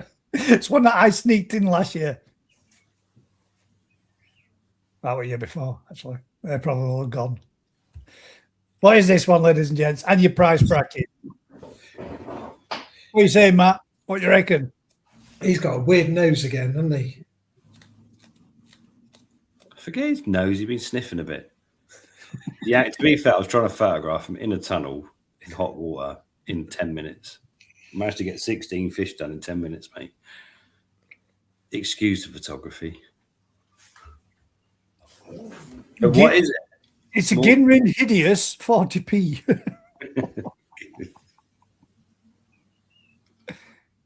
Is the head off slightly? Well, no, it's still attached to its body, but I think it is straight. I think it's probably just more like the positioning of the fish with the 10 video back in a minute. I think it's pretty much. I'm more interested in what is it? A he shower, 40 quid, Richard says. Gary Coy says, horrible. You're not getting no discounts from New Forest Core anymore, Gary, that is for sure. Ginrin Akabeko, 40 quid. Joyce could have just... Beko from Amanda? That's going to be my guess, Ginrin Akabeko. 40 quid. Matt, where are you going with it? It's horrible. It's one of those ones that you would give away. Well, you got to get 40 quid. You just paid for it, £600 for the box, mate. You got to pick it up. Why do you think it looks horrible now? And what might it do to make it look less horrible? It could be unbelievable. It could end up with zigzags all the way down through the body, or the sumia come out so black, it'd be unbelievable. But it's not going to. But what is it? Ginrin Aragoke Hiyotsure. I was going to say, it's Aragoke. It is Ginrin Aragoke. Yeah. That doesn't change the variety, though, does it, Matt? Still has a variety that you haven't got right yet. He's trying to look at comments. Stop it. And it's not Hiyotsure. I don't know. Why is it not Hiyotsure? That's what I reckon it is a Hiyotsure. I reckon it's just a young Hiyotsure that hasn't reddened up yet. Because remember those Snowders last year, Rick? They were much the same colour. Awful, weren't they? But what happened? They looked lovely in the end. Yeah, banging. But it's not Hiyotsure. Yes. It's not. I'd like it. I mean, what's it like on the underside? Is it white? It's a he shower. Yes, it is white. It is a shower. So this is the thing. This will get a lot redder, and the sumi will come up a lot more. But is that guaranteed, Rick? No, is it fake? it is at this point a 40 quidder, but it's one of those 40 quidders that could blossom into a 50 pounder in a few years. Get an extra tenner on it. When it touches 60 cm. I mean, that one would be the one that I would be turning around to my customers and saying, you can have this if you want, to go with the last one that you just bought for 200 quid. But this is the thing, that fish has got potential to improve. There's nothing wrong with it. The shape, the body, the scalation, but just the colour and the sumi, the way it's sitting at the minute. It'd be the harder push sale, wouldn't it? At 40 quid, it would be. Well, no, 40 quid it probably wouldn't be. A pond filler. Yeah. So most people didn't get that right. I did. And no, you didn't. You called it. I did. I just said and. I'd still reckon, yeah, Akabeko. Definitely not an Akabeko. Definitely not. Andrew says, my wife could blossom and become Kylie Minogue, but I doubt she will. I don't know. I don't know what his wife looks like. Is she Australian with a good body? Right then, ladies and gents, next one. What have we got? This one is... Don't you say it. Let people get their toes in first.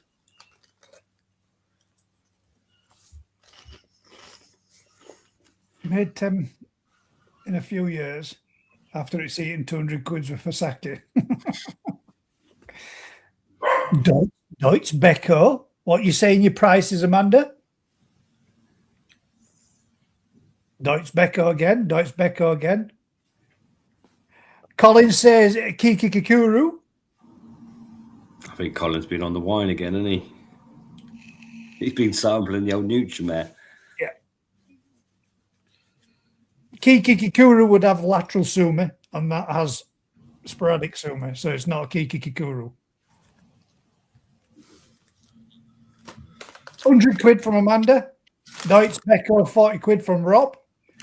Deutsch Shuru, 40 quid from Rick. Richard. Richard. Deutsch Euro. Deutsch Beko, 40. Deutsch Beko, 100. Ginrin below 49. And it would be yellow. Where you going with it, Matt? Well, it's metallic for a start. No, it's not. I reckon it looks like it on my screen.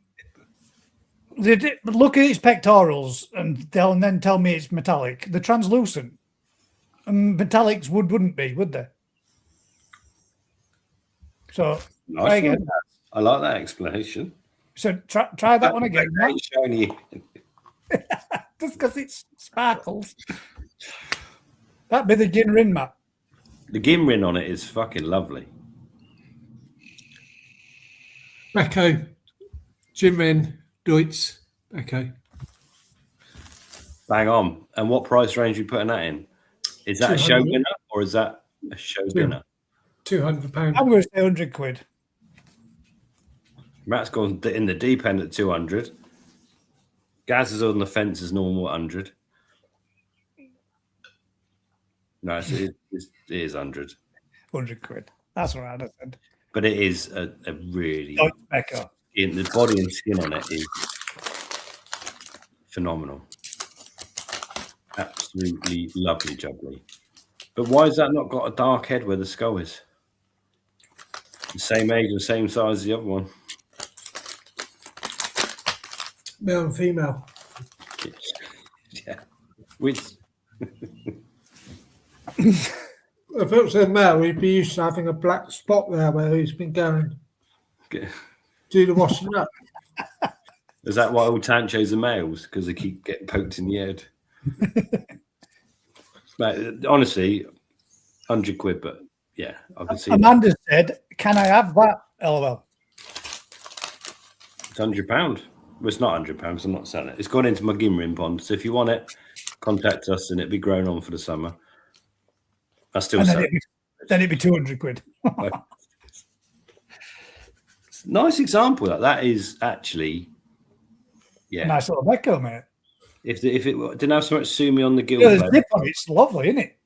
It's it could go into a show and actually do all right. It's just that too much sumi up around that, and it's obviously too equal on the head. Other than that, ooh, variety, price, discuss. Well, I don't know. It might be amazing. It might be shit. Let's talk about it. That's going to be a lovely. As a dealer, a lovely short body. Is that? It's going to be mint short body. Koi that be beautiful when it gets to 25 cm and maxes out. Big thing, you've got to tell people what's truly there. What are we seeing there? A big, broad, wide head, a short peduncle. Massive. It's got a big head. It's got Tammy Sabbath. A gill plate wrong as well, didn't he? Yeah, they do a bit. Yeah, that could be flared from photograph, but But this is what, as mean as it is to me, I feel really bad you're taking the piss out of my fish now. But someone will be selling it, saying, look at the big wide mouth, massive head, balanced pecs, all this, bigging it up. And yet the back end of the fish doesn't even, it's almost like something bit it off. it'll make a lovely short body, though. It really would. If it, yeah. So, Head's a third of the size of its body. so is this like a 200-pounder? Oh, that's 40 quid if you're fucking lucky. But why? We know why. We know the skinny tail tube, the secondary benny in the tail. The back end of the fish is really, really. Yeah. It looks like a tadpole. Yeah, it is, and it's all head. That one should have been culled. But some people would look at that and they'd be told about how good the front end is and buy it. And be right pissed off in 12 months when it looked no different. Oh, it'll come up. Assume you come up lovely on the end. Yeah, but when you see it feeding, it'd be great. we just got an L. From Matthew, we just got an L.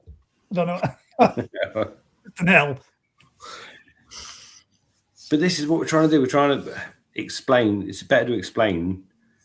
We're not taking the piss out of anyone else's fish. We're just saying this. We are. Well, we are, aren't we? We're taking the piss out of your fish. Yeah, but I put them there to be taken. I've purposely picked fish that have got good and bad and priced them. Well, not priced them. Yeah, try to explain why one might be worth less than 40 quid and one might be worth more than 200 quid for the same age, same so whatever. The potential of that is, yeah, chop it in half. The front half is actually quite good. The flare gills is just as it's breathed in the photo, but the back end is shocking. Make a funky little short body. Yeah, if you've got a small pond, you don't want to grow beyond 30 centimeters, that's probably the fish for you. Can eat a 6 mil pellet already. It just can't pull them out because the bumps are small. Maybe that's what's. Oh, look at the different shape. Hang on, go back. What? I didn't even mean to do that. So we got. Oh no, you've gone the wrong way now. What's going on there? What the hell? Oh, I must have clicked forward too. Sorry. So we got that one. That's that right. one. We've gone totally different. Ooh, right. I grew into a frog. M. Pretty obvious Right, again. Matt, can you get this one right? Yeah, it's the same fish as one L. Did you not notice that, Gaz? Development process. Tony, did we just? What was the last? So hang on. Variety and price, please. What is it? The last one was obviously a shower. Yeah, this one is obviously a. That's chewy. The, Is that a bit of steak? It's a bit chewy, isn't it? Ginrin Sankey 40 quid from Coley. flapjack.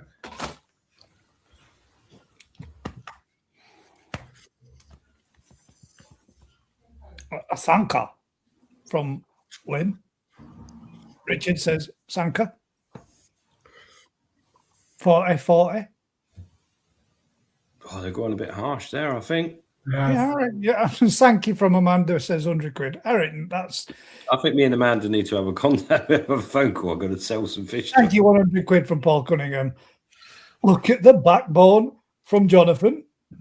Sankey, Ginrin, 100 quid. When you think about it, what does 100 quid buy you in the koi world? You know, we're selling them for 100 quid. I know, exactly. All day long, it's 100 quid. It's only not 45 quid, is it? No, it's just pretty. No. It's got a nice. It's got a yeah. It's a nice little example. It's only lacking a little bit more Benny Benny down the back end and on the back end, and then it would have been It would have been a totally different kettle of fish if you said 95 quid.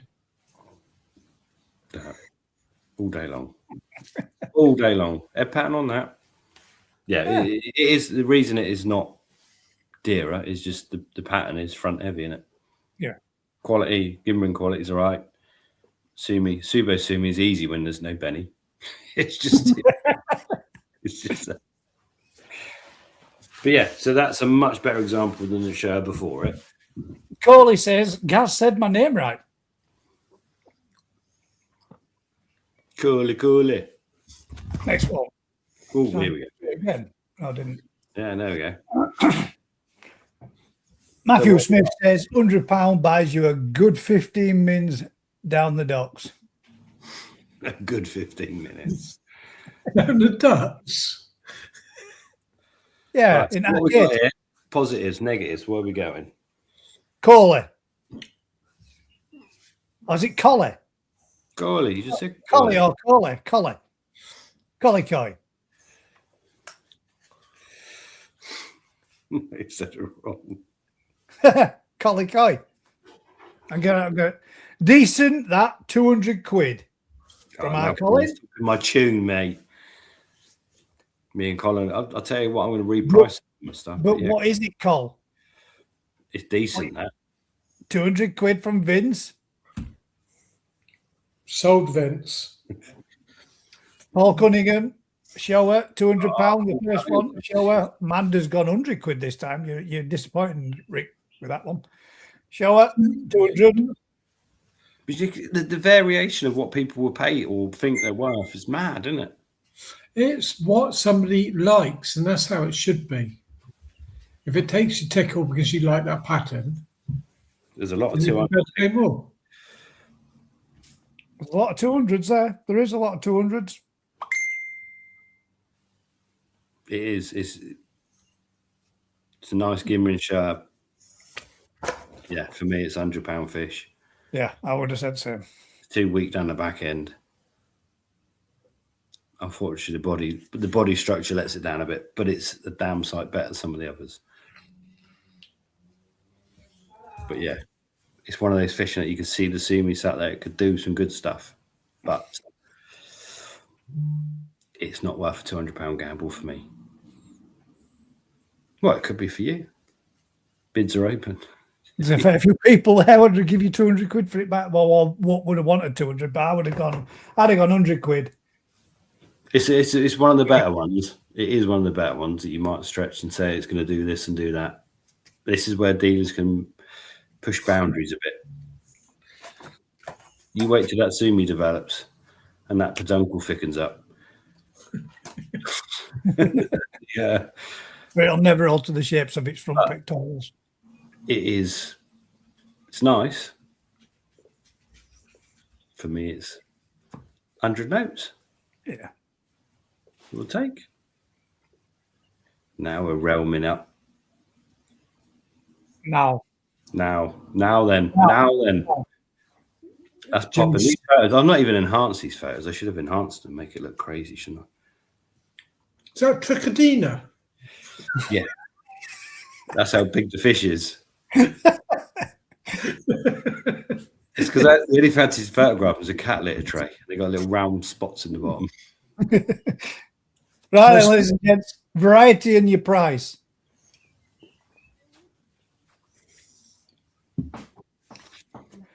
Kumonru, 100 quid. The skin is popping, isn't it? That white skin. Sir Roger's lovely. Ginring Garomo from Jonathan. Mate, I wish. If I could breed Garomo with that sumi kind of colour. But it would be a different type of Garomo if it was that dark, wouldn't it? What would it be, Matt? I'd have to be Matt, sorry. What, that colour? Is it? Yeah. Budo? Is it? Sumi Budo. Sumi. Or as Ogatav sell them. Their whole black Sumi Budo line. But yeah, if I could breed Ginrin, Aragoki, or Deutz, Sumi Budagoramo, I'd be like the first in the world, wouldn't I?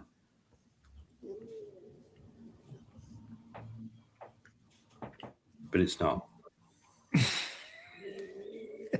It's Snoring. come on, Roo. 100 quid from Rob. Deutz, Ginrin. Matt's a Deutz 100 from Collie. Can you blow the photo up so we can see the scalation?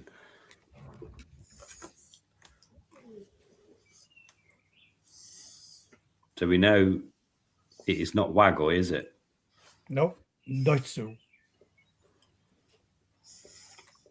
Look at them scales. They're pretty mad, aren't they?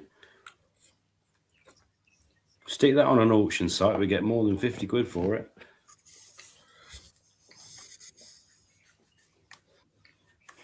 Amanda says, come on, Roo. There's a Y in it. It's a well weird spelling, isn't it? Come on, Roo. 200 quid. It always gets me that one. Amanda, mate, I'm going to get on 200 quid. I'm selling my fish way too cheap. I think I've been saying that for about 3.5, 4 years. It is like a black Zeus, and it is a Kumon Ryu. Ginrin. It is the white. The thing about it, it absolutely pops, mate. But the trouble with it, it will not. It will probably grow maximum 50 centimeters. There we go, Paul Cunningham. Come on, Roo, 100 quid. Paul is on the button. He is on the nose. Hang on. Matthew says, I hope it's worth loads because I've got about 5 of them, Rick. Going to be worth loads one day. We nearly run out, haven't we? I'll save the best till last. Now then. P. Now then. What is it? What is it, Matt? I'm trying to work out which end's the head. I'll tell you what, that's how good it is, mate. When you can look at it from both ends and it looks as good, you know it's a banger. Isn't it a skill for predation? So the heron doesn't know which way he's going to go. Mate, it's camouflage, top, middle, and bottom. What is this one, Matt? Shower, 40 quid. Shower. Was you two going to just battle it out in your own bedroom? Sankey, 40 quid from Rob, Foxy Fox.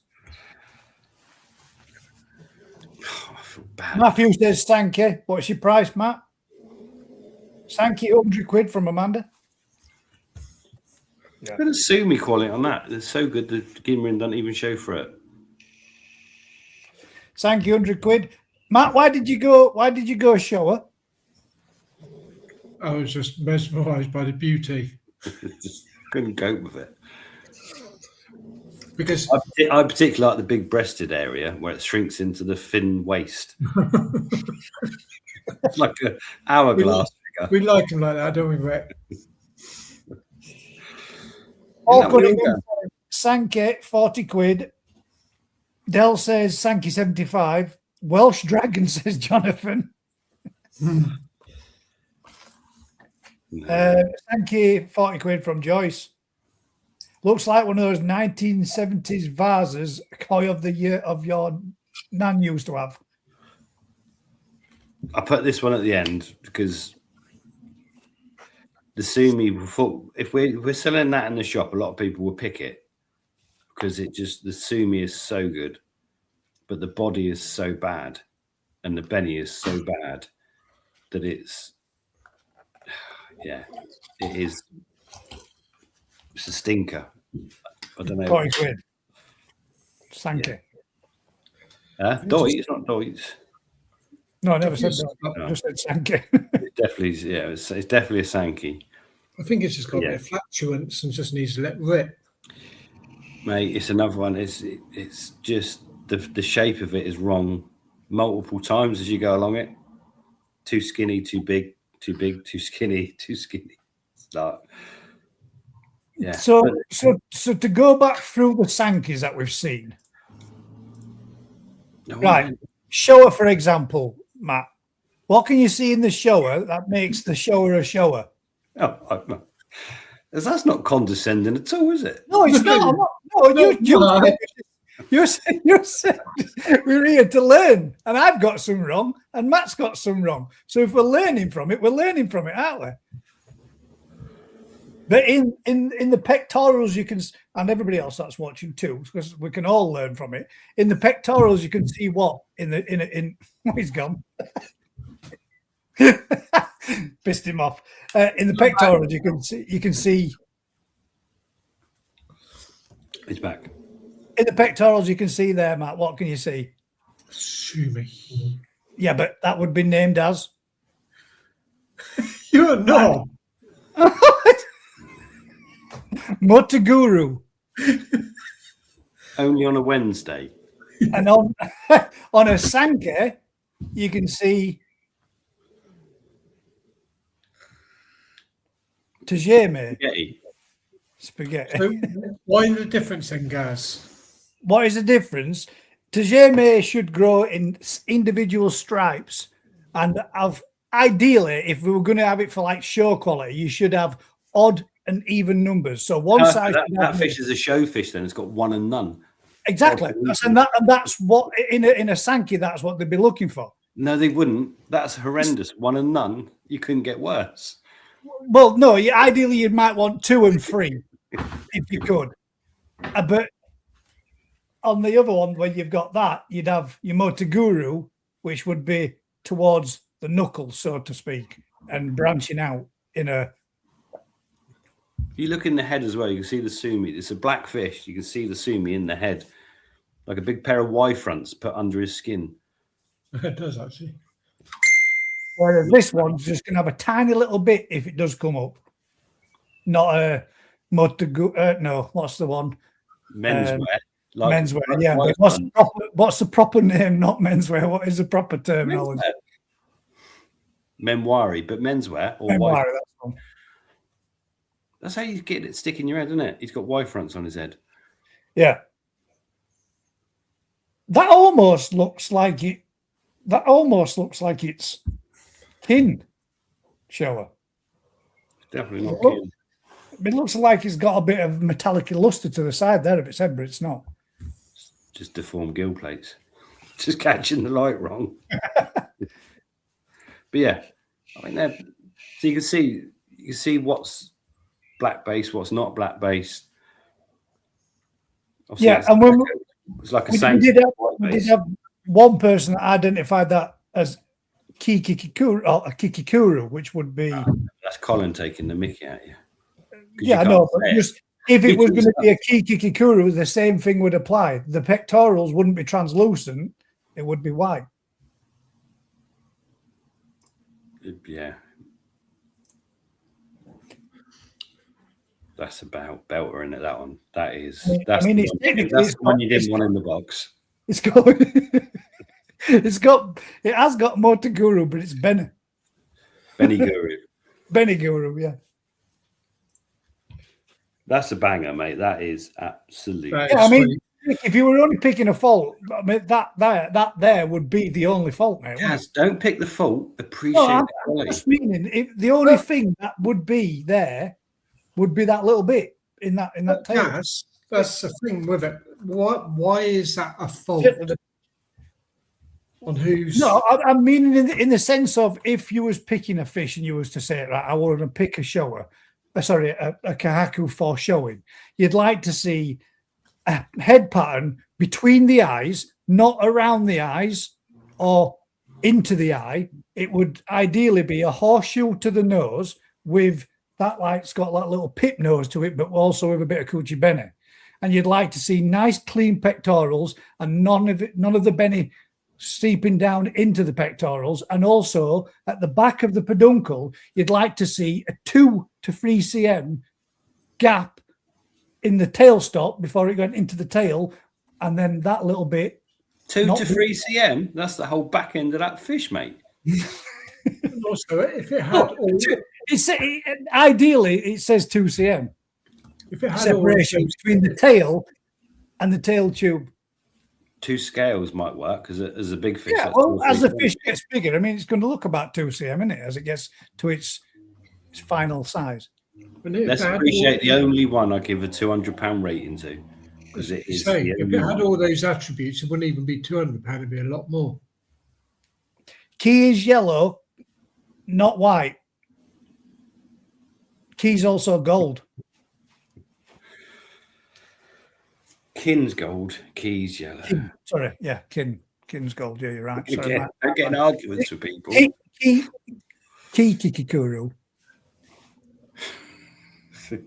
What did Colin put? What did he did put? I can't remember what he put now. What did he put? Colin's had a couple of these. I sent him some duffs. Gaz, We're on the duffs, mate. play that little video that I sent you and let Rick tell us who the breeder is. Oh, here we go. Portuguese. I don't know who the breeder is. How would I know what they are? You will. You'll recognise it. I doubt it. Are they orange Benny-Goy? Might get that. Yeah, that one. Are you woken up?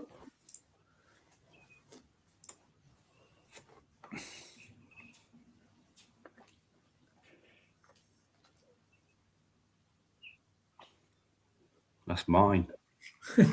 Fucking hell. You are weird. That's fucking one of mine, isn't it? Yeah. It's the one that you say every time when you come and see it. It's the first time I've been to catch him for 4 years because he's out the main pond. Pretty cool, isn't he? That cost you a few quid out in Japan. Sweet. I love the ... going down its back. I didn't purposely do it like that. See that? It's smart, isn't it? Like Morse code. Yeah, that's quite a nice one. What is it in Gas? That look like it's got a little bit of. Matt hasn't got a big enough bowl to put it in, so it's just swimming one way. I've done that 10 minutes ago and I ran away. Was that what you're running for? Because you photographed it and legged it? Yeah, I looked out the window and it's getting dark.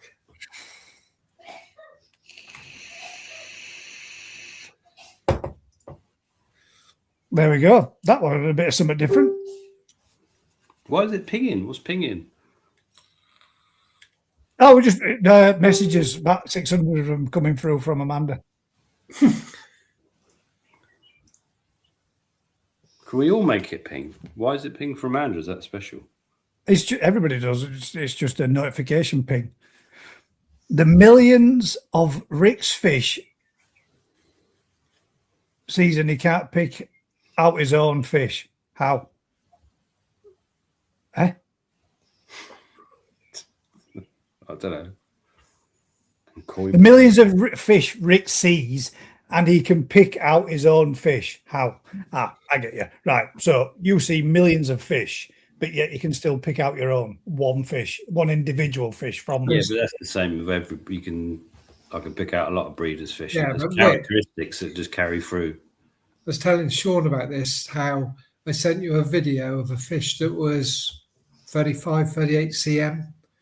And you went, yeah, I remember that. We bought that at Yoshino last year and it was 16 cm. It's like, what? You only seen that fish for about 15, 20 minutes. 15, 20 seconds maybe, yeah. You remember, yeah. It's like, I don't know. It's like photographic memory for one thing, and yet I can't remember the day of the week or birthdays or anything else, isn't it? It's weird. Where's this one from then? What, he's just trying to test me? There's a fucking hell of a fins on it. Look at those pecs. It's like it's going to take off. I reckon that's one of mine as well. is as well. Only because it's the pecs are too big. Like it's obscenely too big.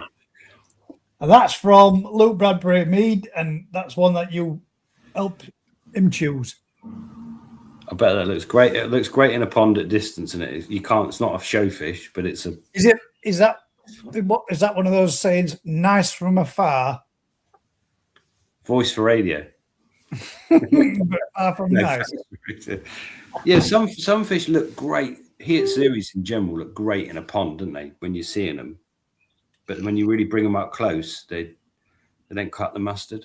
They're dirty, aren't they? They tend to have little sooty, sumi spots, and they're not as polished.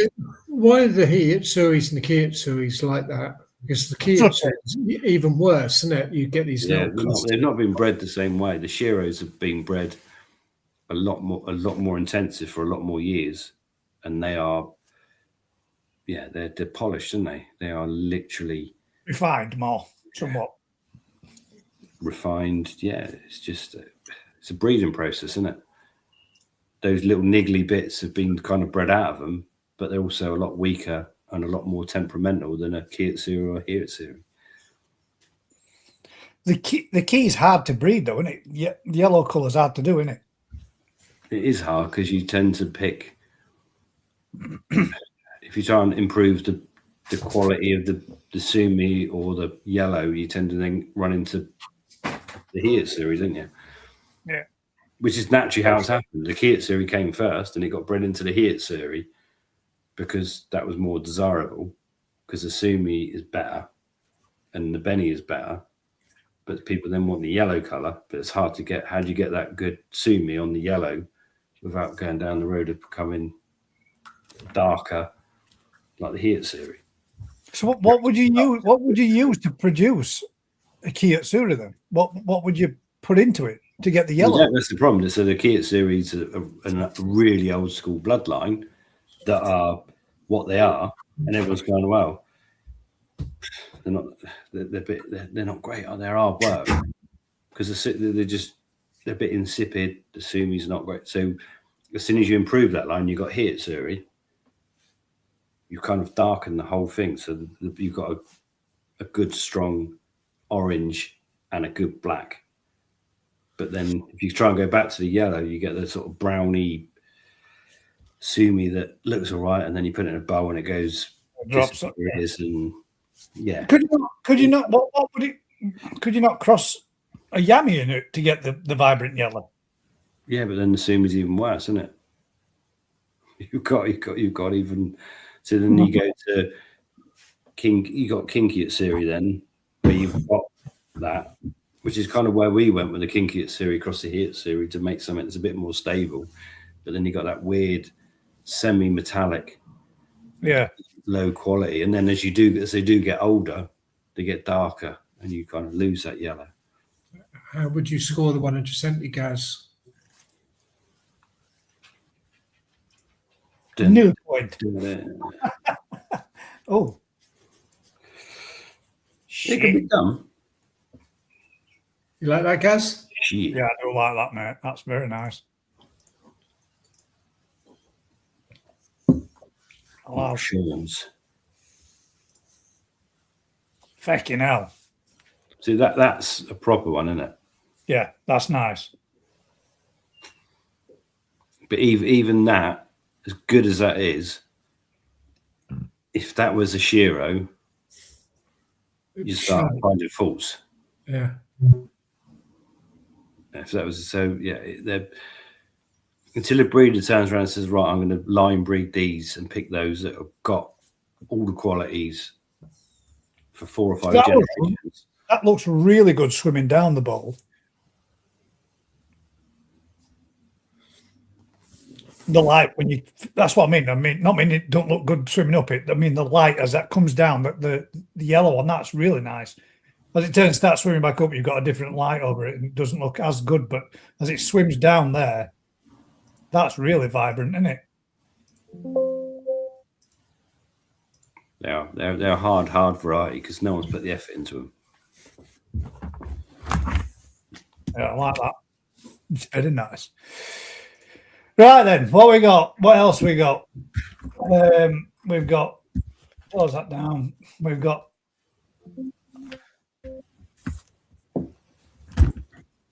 We've got one of these from Amanda. Which, do you know what, Amanda? I get these in my garden all the time, but I always find them in my watering can for some reason. Don't know why. They always end up in the bottom of my watering can. A little newt. A newt is a lizard. Lizard. It's a lizard. That looks like a lizard. It's a newt. That's nice. Couple more Amanda's fish. I like the shell out the back.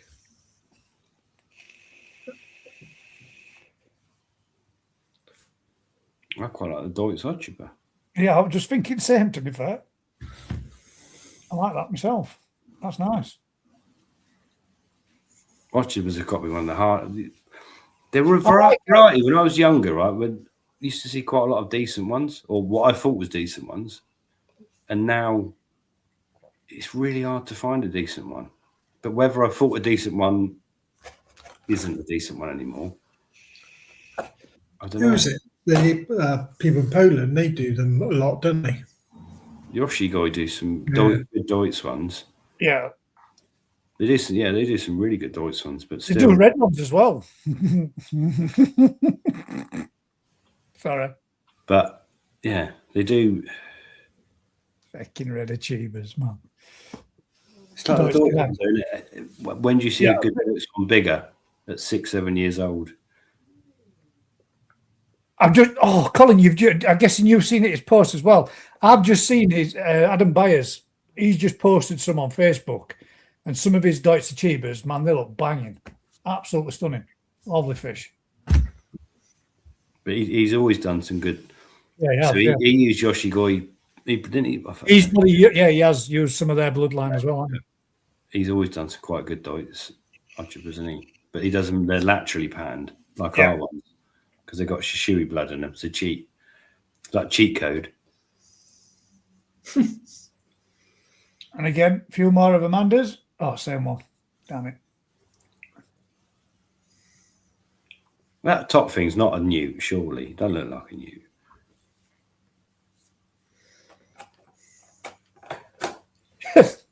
It's the best thing to watch on a Thursday night TV. It's like a game show, but more fun. To see all three of you play on each other's words. Is the price right? Come on down, Matt. This is the one that Rob Kellaway put in, Rick. This is the inspiration from yourself with what you said is little. God damn. I'll mute that. But this is starter pond. And this is what Rick was saying. It doesn't have to be expensive to get into keeping or get into the hobby. You can grow weeds like me. Yeah. Everything, mate.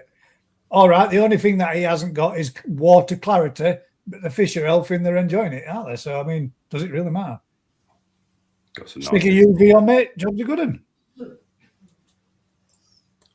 But yeah, simple, easy. And if you enjoy it, and then you build your pond or not, surely it's better to do that and find after a year you really don't like cleaning filters and looking after fish, and you scrap it off for a couple £100 than do a 20 grand pond and go, this ain't. I really don't. Yeah, it's not my cup of tea. That's the first one. Martin's kite has put on here. There's some fish on a treadmill. Some of his fucking hell. Some of his grow-ons. I think grow-ons are the best fun, aren't they? Surely you grow some little ones and you keep a couple for 10 years and they're like decent. Or not, as the case may be. But you learn from the failures as well, don't you? Yeah. Learn what not to choose next time you're buying a fish.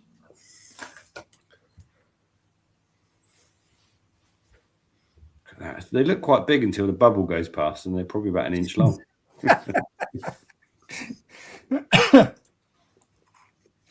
Amanda's toe sight.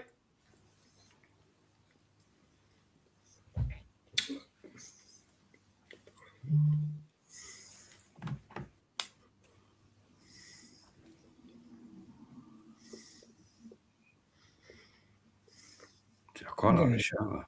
Yeah, I like that as well. I think they're all males in there. I think she's a male. She's going for the males. 3 o'clock. That tough beer. Do I do this one? That one next?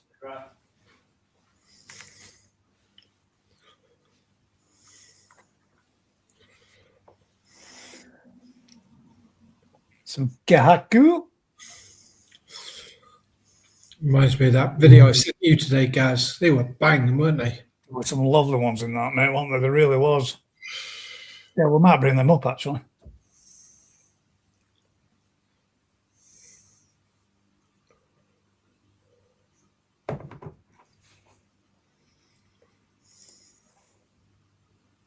Next one.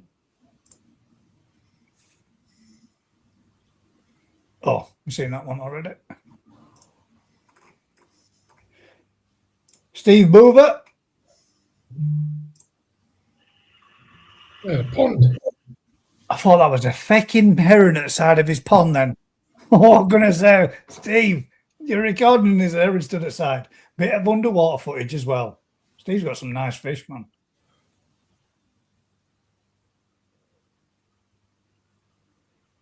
I'd love to know what's going through their heads. What are they thinking? Why is he putting his camera in here and not putting his food in? What they're thinking. Man, the clarity in there, that's made a massive difference, mate, with filter changes that you've done.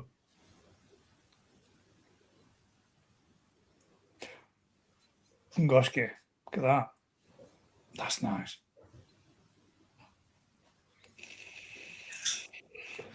A decent Benny Kumon ruin there, no? That's my luck with Goshkis. I always end up with shimmies and shit black spots all over. We need to do it. We need to do a lot of fish identification on this lot. Was that a Benny Ginger that just went past?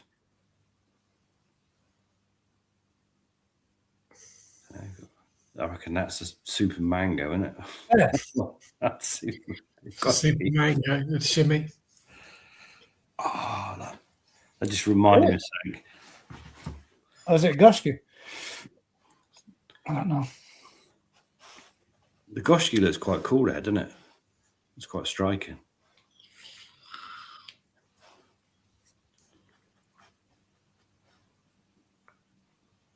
The Notchipa, quick, get it out. Spawn it. See, was that a ghosty or a Makashi? Benny Kumonru. Yeah. Two-tone black, why is that? There is a Benny Ginger there, look. He's got Benny Ginger as well. Nice.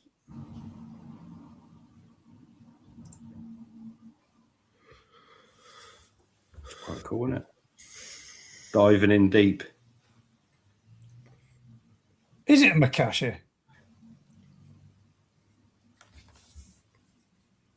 Or is it? What's that there? What's that? I don't know. Yeah. Oh, well.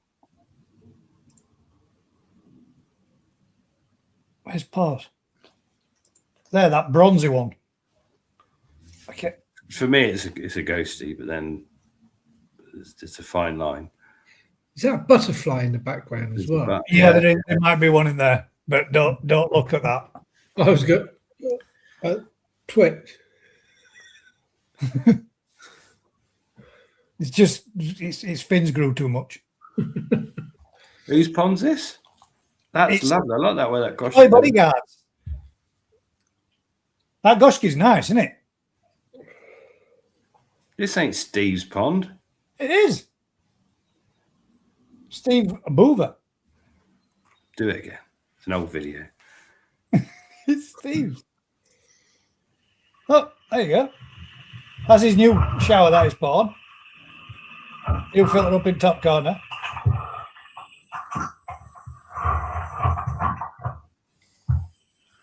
Same as mine, loads of froth on top because he got too much excess protein in there.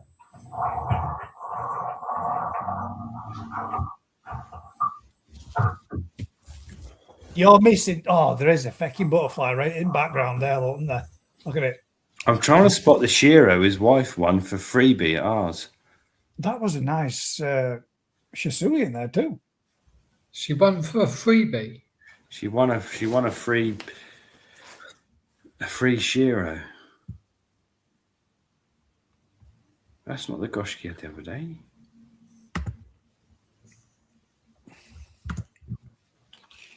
He's got Mark Gardner's last Goshki, so there could be that one. Yeah, it's that one.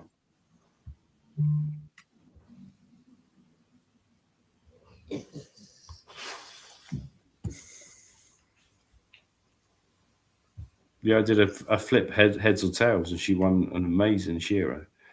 Yeah, it's put. Yeah, She goes, what is it? Yeah. What's that then? Nice one, Steve. Thank you. I like that. Benny come on rules, nice. Right, that's all them ones done. We should have, I think. I'm gonna double check. Is there more in there? There's fucking loads, isn't there? Hang about. I was in the toilet having a wee and I scratched my bum and I remembered something. I had to get Zoe to take a tick off my arse cheek yesterday. Quite itchy. Oh. I was like, what? I was like, oh, what's that? So I got a bit of a lump on my bum cheek. You get many of them at your farm. It's only the second tick I've had on me in my life, like joined into me, whatever they do, biting me. Right. So yeah, she got extra down to watch the removal of the tick out my arse cheek, and now it's itching. You haven't got a ring round it. I ain't got Lyme's disease yet. Don't stay there, don't, because then I'll be ill for months. So we had to get rabies shots when we were in Thailand. It's forever, isn't it? Lyme's disease, you don't get rid of it, do you? No, it's a bit of a. It's nice pushing that, Adrian. Give that a rewatch. Good shoulders. There's a yellow monkey in it. Oh, could be. Shuramuji. That's not a yellow monkey. Yeah. That's a yellow monkey. Yeah, I reckon so. They look right yellow to me. Didn't look right yellow. They don't. Most of them don't look yellow. That's the trick of the sales. You can sell them white, brown, yellow, or green. There's some nice fish in there, though, aren't there? Fish there. A saggy's got some nice gin on it. Gin. It's hard to say gin when you drink a lot of gin. Oh my God! How many, have we been through all these? Yeah. I don't know, aren't we? Are we gonna choose a variety for next week? Yes, I think we should. I think we should allow you to choose one this week, Matt. And I want to do Tony's because Tony did put his pond in as well. And at the end of the day, if everybody there's a few selection there from Matthew Holland.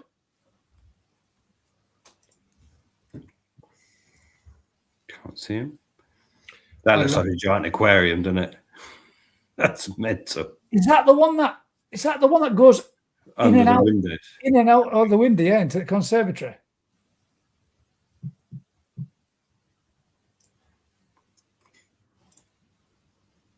Deans? Aragoki? Go fishing for that. I'll catch that in France. Yeah. It's like a beast. Butterflies, Brian. Freelands. Even got an alligator outside at pond.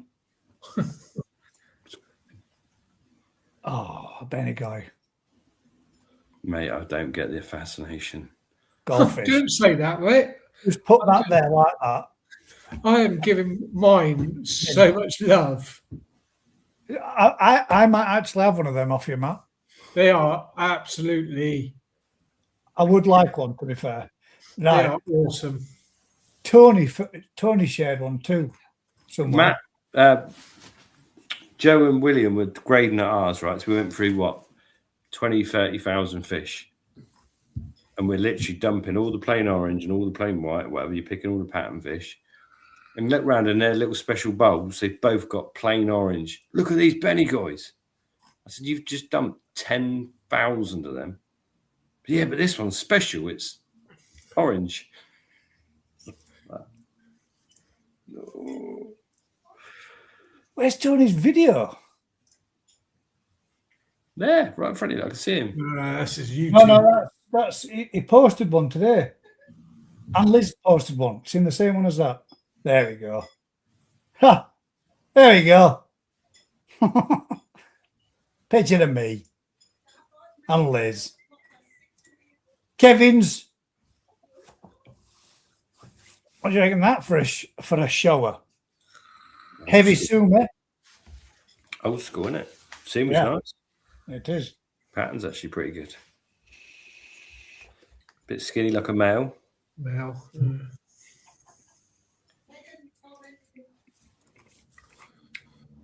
Russ's two little ones that he's bought to grow on. And I'm pretty sure that we've got that be my big Ikarashi shower bought from Quinnykoi. Where? I'm sure there's one in here from Richard Perkins. Nice little grow on project. Only if not Muji. No, I reckon that's one of those corns. That's not. No, That's, it's one. good. That's a Kawabaki. Yeah, it's got sumi coming up. Yeah, that is 100%. No way. 100%. Yeah, you can see it on the right hand side down that going away. You want crack or what?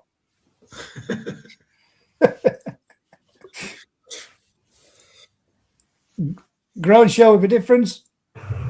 These are yours, Rick. I know. They only cost him 20p each, whatever. This is Well, why I think it's unfair, isn't it? I sold the fish for like 50p, and then he spends like 500 quid on sake akari to make him look like that. But the bottom one's good. Yeah. I like the top one. No, sack the top one off. The bottom one's good. Well, now the top one's good. Depends which way you look at it. A cow from J Biggs. Garashi guy. And I've lost that goddamn thing now, haven't I? No, it's not next week. Right. So those were the two, and then we've got these two. Oh, this, I tell you what, I rate like that Aragoki, me. Right, like it, mate. I do like that, Richard. That's nice. Doing a semaphore with its fins, isn't it? Flash, flash, flash. That is Semaphore mint. when you do that. Cheeky monkeys, all right. Yeah, they're both nice, mate. Them. I love it's the scalation on that. That's mint. See, I like the stuff that's just random and different.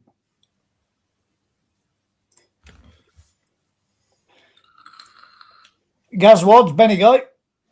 Should have been cold, mate. First thing you should have done, sack that off.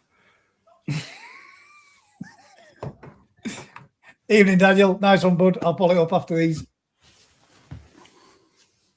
Oh, that's quite nice, Benny. That mate. That's a nice fish. Should have been shot down. This is this one up. Yeah, this is fucking That's lovely. nice. That's nice. Sumi on that is lovely. Yeah, I'm going to bring yours up for you as well. Yeah, that's the quality of that. Just it's literally a head pattern away, a bit of broader face, and that's mint, isn't it? Oh shit!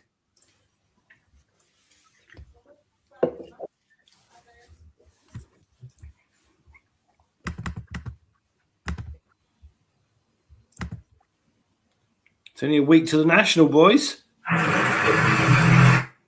All those. Do you know what? But that is mint. That is lovely, but I really don't like them. Well, you talk about the national. You think about all those fish out there that are screaming for food. Screaming, oh, poor fish. That is a seriously good Tancho spot on a good goshki, but the reticulated the way it is doesn't balance up right, does it? There's Tony's, and then we should have one from.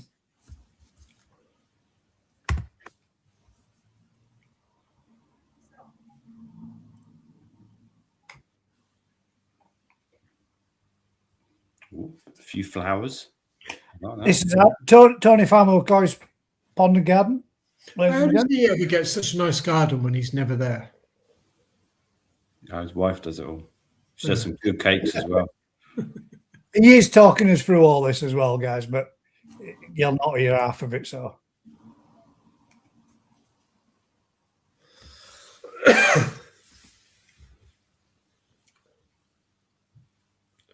Can't see him. Put your phone in the water, Tony. right now he's saying those are my two backy showers, but they have been turned down a little bit. And this is my backy river cum bog filter. How's he get across there to look after that? Those. With difficulty, I reckon. Or do these tunnels come off at back so you can access it front back? Maybe. I love it. I think that looks great. Is that all mind your own business? And other stuff. Yeah, and others bits in there as well. He won't show us what's in the show vat. No, he won't, but he does in his last video. This is his vat that's ready for the Gazwads next. I never realised that Tony's place had so many different ponds. Mate, he grows his fish really well. Like the first couple of years, he gets them to fly, but then he's got no space to do. Oh, this is where it gets death trap. Pop over there, love.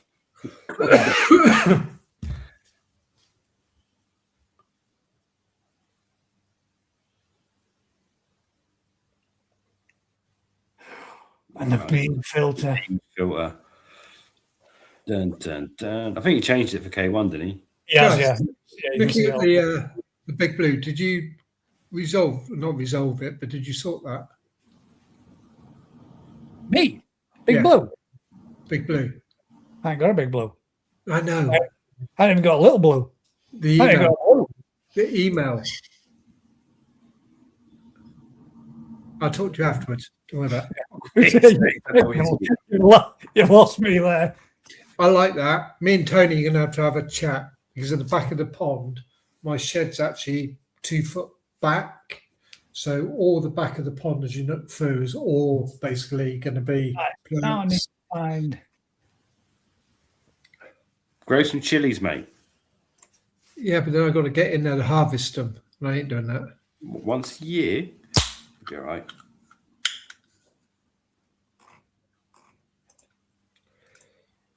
Let's search. What time are you leaving next Friday, Rick? Ezra's got his first day at big school, whatever they call it, senior school. So when he finishes school, 3:00. So I won't be at the hotel till late. 7. Where the fucking hell's your video gone, Liz?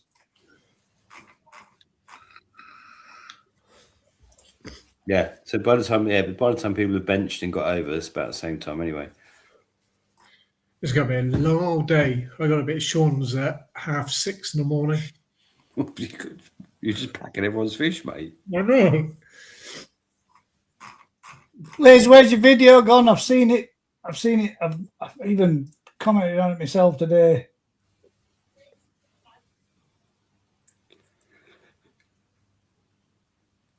Let's go to that one. No. Was it on Facebook, not on someone else? No, it was on here. Ah, there it is. Wicked. Rick, the other day we were talking about fluke treatments. If you've been using a flupenzole treatment, which would you go to now for Pruzzy? Liz's Pond. I can't do product endorsement on live TV. I'll tell you afterwards. Which one would you go to? So 5 doses. If flubenzyl don't work once, it ain't going to work. So why does it have 5 doses? Because it was killing, as in afterwards when he was doing a scrape, he didn't have any flukes on. But obviously it's not capturing all of them because now they just keep coming back.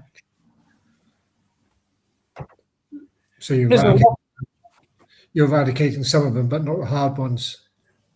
Yeah, I'd alternate between flubenzyl, praziquantel, or then either Fluke X or Learn X Pro. You got options, didn't you? Mix them up. Hit one, hit another. That's quite a cool looking pond. It's like almost Caribbean, doesn't it? Yeah, it's nice, isn't it? Lovely garden and pond. And this is what I mean. It's like it's on 2 tiers, like this, overlooking over top. That's like a chocolate shepherd as well. Chocolate shepherd. Well, it looks like a shepherd, doesn't it, in face? But chocolate coloured. Cool dough. And that looked almost, I thought that was a Venturi returning there because it's proper banging some oxygen in. Yeah, look at that. Lovely pond. I like that first Goshki that was there. Pretty mental. Yeah, she walk up about there. Or maybe too far. Play. Back up.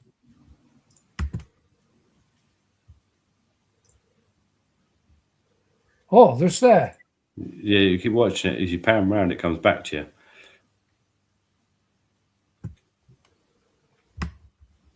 Dun, dun, dun. Like a free step. Nice free step, yeah. Looking Aoki one, the real dark Kuru ones.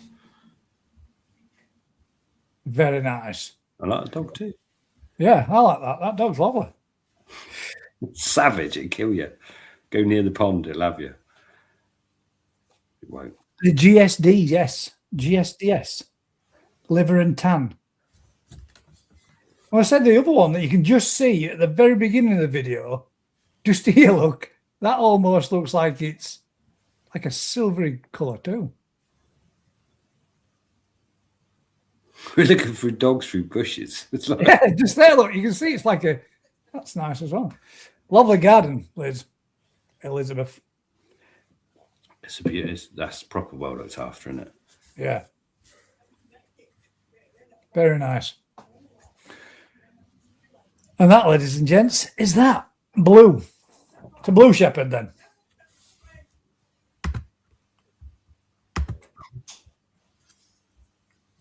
My brother's got a blue shepherd. They look silver blue. Yeah, that's what I thought. That one was there we go. It's screw loose. I know that. Beautiful garden, beautiful pond. Tony, you've got a heck of a garden, man. You've got some lovely flowers in the garden as well. I don't know where his chickens live.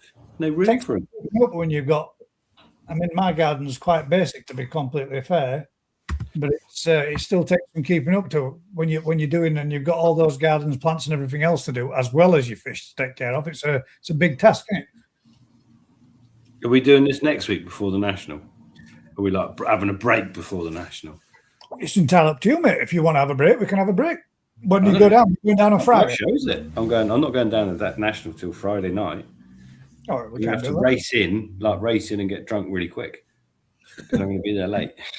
that. There you go. Right, well, we'll do the next Thursday then, and then obviously it's the national. It's the national, the grand national. The grand. Or we should have blind betting around the tanks. Blind No bet. problem with the herons. Yeah, I wish I could have said the same, but unfortunately, yeah. That was You could have like a bit of fun. You could have like, so if there's 80 VATs, you could have like £81 tickets, and your ticket, the grand champion, will be in one of your VATs. So you like, everyone puts £1 in, gets a VAT number, and if your grand champion's in that VAT, you win the money. That's not a bad idea. It's quite. Yeah, full of them.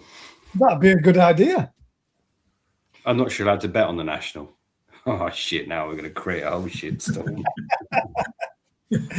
Has anybody else got any more topics? Have I missed anything that? The ones that I scraped league clean so far, mate, and I'm gonna do some more again at the weekend and check again just to be sure, and check a couple more. But yeah, the free fish that I scraped clean. So I think it's flukes. I think that's such a long term. Oh, did we talk about the food? Probably not. I don't know. Well, feel free to talk about. The Coppens Boost one with the anti-parasite stuff in. But again, how do you quantify it? You have mentioned it. You have spoke about it was it last week that you. There's a lot of talk about like garlic oils in food or whatever essential oils. Fish as well, aren't there? Shit, sorry, mate. Oh, I see. You forgot who? Adam's fish. Or should I say Adams? What am I on about? Yeah. I think we can bring that one up. Where did you post that one, mate? For fuck's sake.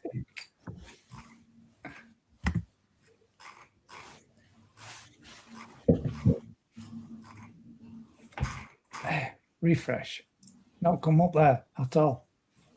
So how far away are you, Matt, from finishing? Are you like 2 weeks before filling up?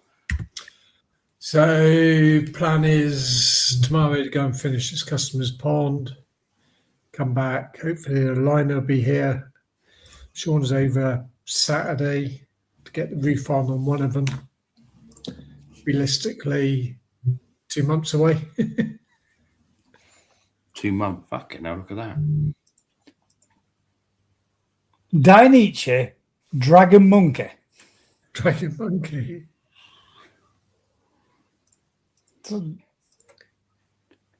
Everyone's all silent here, haven't we?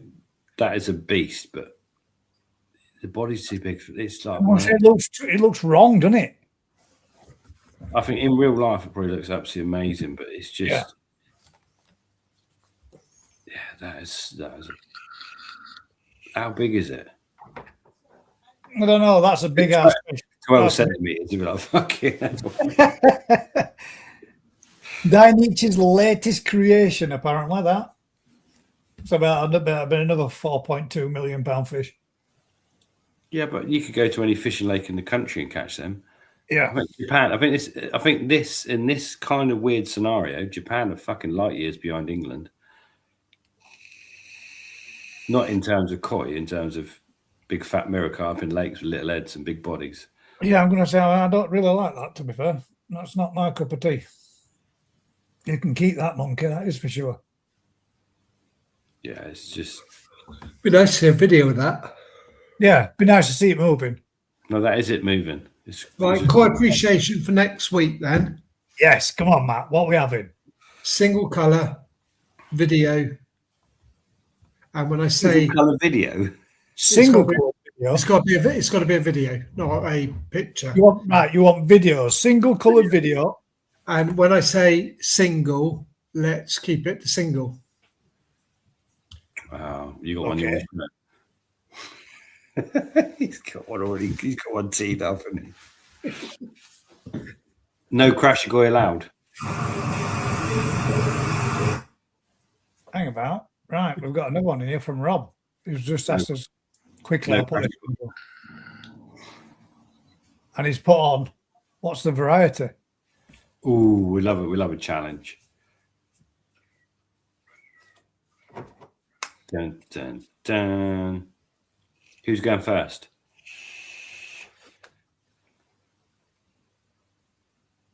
I know what everybody's going to say is, but I know if I say it, I'm going to be wrong. Don't say it then. Say something different and be right. There's only one thing you can say, surely. Well, I would have said Deutsche Haku, but... Well, that's what it is. The Deutsche Haku, that is what it is. Be it bald, it's not it. It's got a lovely pattern or whatever, isn't it? It's just... Oromo. A raw boar. Oromo.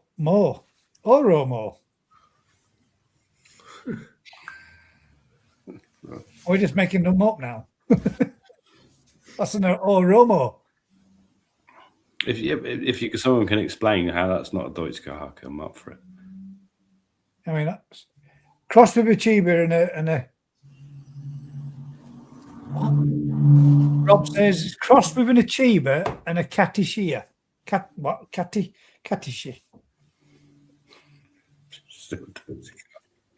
He keeps changing my word. A Karashi. So that's an Achieva cross Karashi.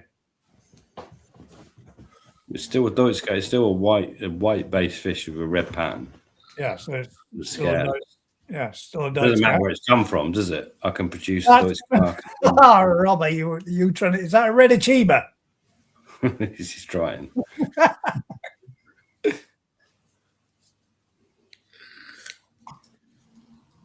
Get size on that thing, man.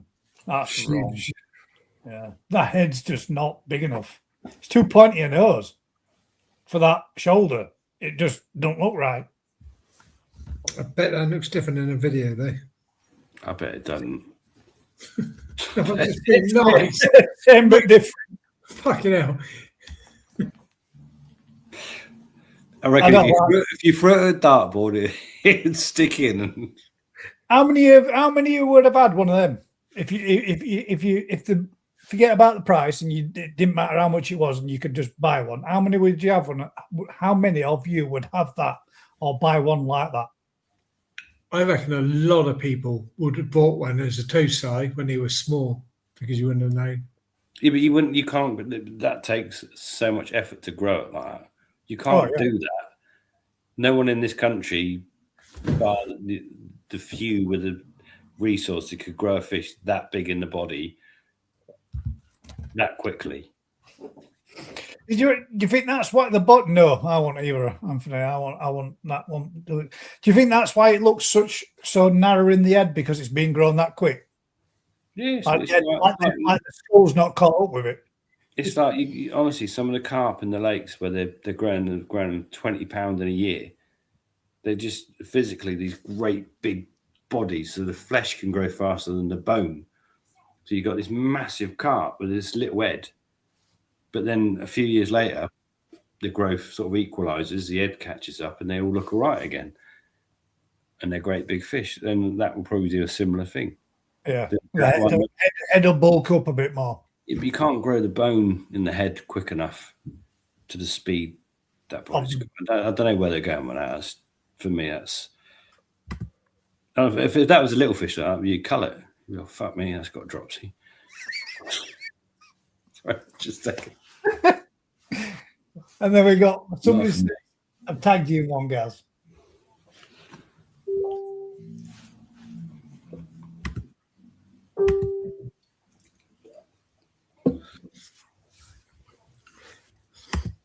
It's like an obsession, isn't it? The big body, it's gone mad. Now, see, it doesn't look nowhere near as bad in video.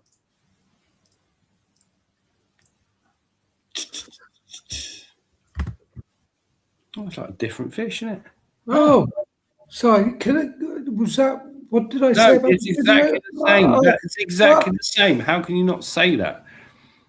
The head's dorsal snapped, isn't it? Well, you said it's like a different fish. I was joking, Matt. It's not like. Look at it. It's exactly. It's like someone stuck a balloon in it. I like that. That's fucking horrible. It's got that random scale there. That's mank. It's got some dodgy ass broken dorsal fin. No, but forgetting all that, that's little bits. The scalation stuff's amazing. The colour's amazing. I don't like that at all. Nah. I mean, I like karaoke, but that doesn't do it for me at all. It's because it's too wide. That's fucking hideous, man. Sorry, I'll be harsh but fair, but Dainichi is a no from me. Oh, I like that. I think that's got dropsy. That's not Aragoka. No, it's not. No. Isn't it? Well, I don't know what it is. See, the scalation is pretty even along the back, isn't it? It's that double scalation. I quite like that.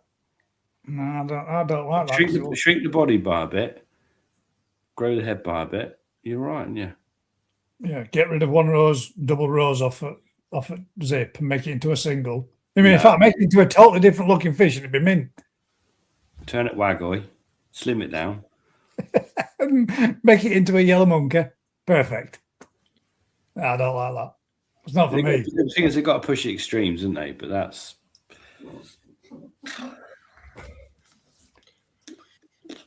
Yeah, is it? Gaz, question for you. Uh-oh. Treatment says 1 litre treats 20,000 litres. 1 litre treats once every 24 hours. Day one, full dose.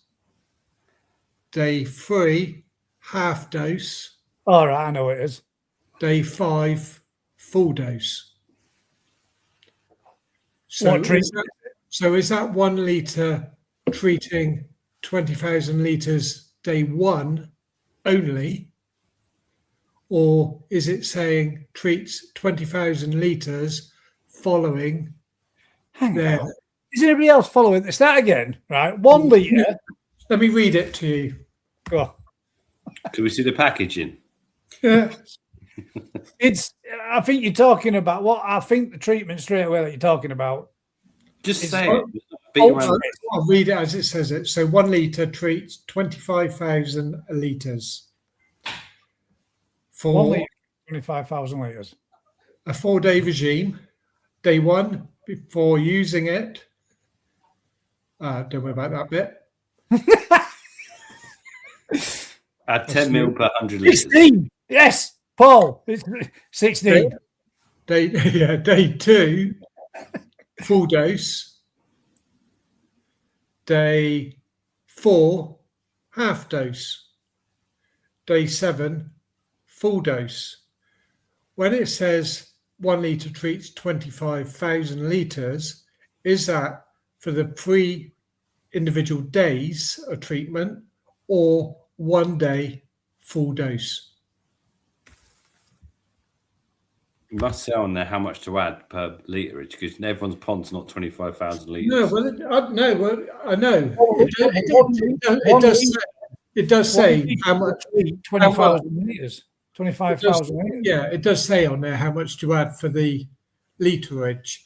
But what I'm Well, saying there is, you go. if you buy a bottle that says treats 25,000 litres, is that treating the 25,000 litres for 1 day full dose?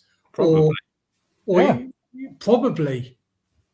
Not very Well, freaking it clear. tells you how much to add for 10,000. So it must say 10 mil per 100 litres. Then you know how much. That's the dose, 10 mil per 100 litres. Oh, I've used Fucking my... horrible. Go. You wanted me to say what you mean. Yeah, it was fucking horrible. Not like that fish. That not my cup of tea. That's what I meant. One dose, 1 litre. So it's a litre bottle. Is it a litre bottle? Yeah, litre bottle. If you've got a 20,000 litre pond, one bottle will treat 1 dose 1 day. Surely. Well, that's how I'd read it, and that's how I think it. But it does say treats 25,000 litres, but it doesn't treat 25,000 litres as dosage to eradicate. So what you then got to do, so if your pond was 25,000 litres, you got to buy a bottle for day one, half a bottle for day two, and another full bottle for your third treatment. Yeah, surely if you got that, be right.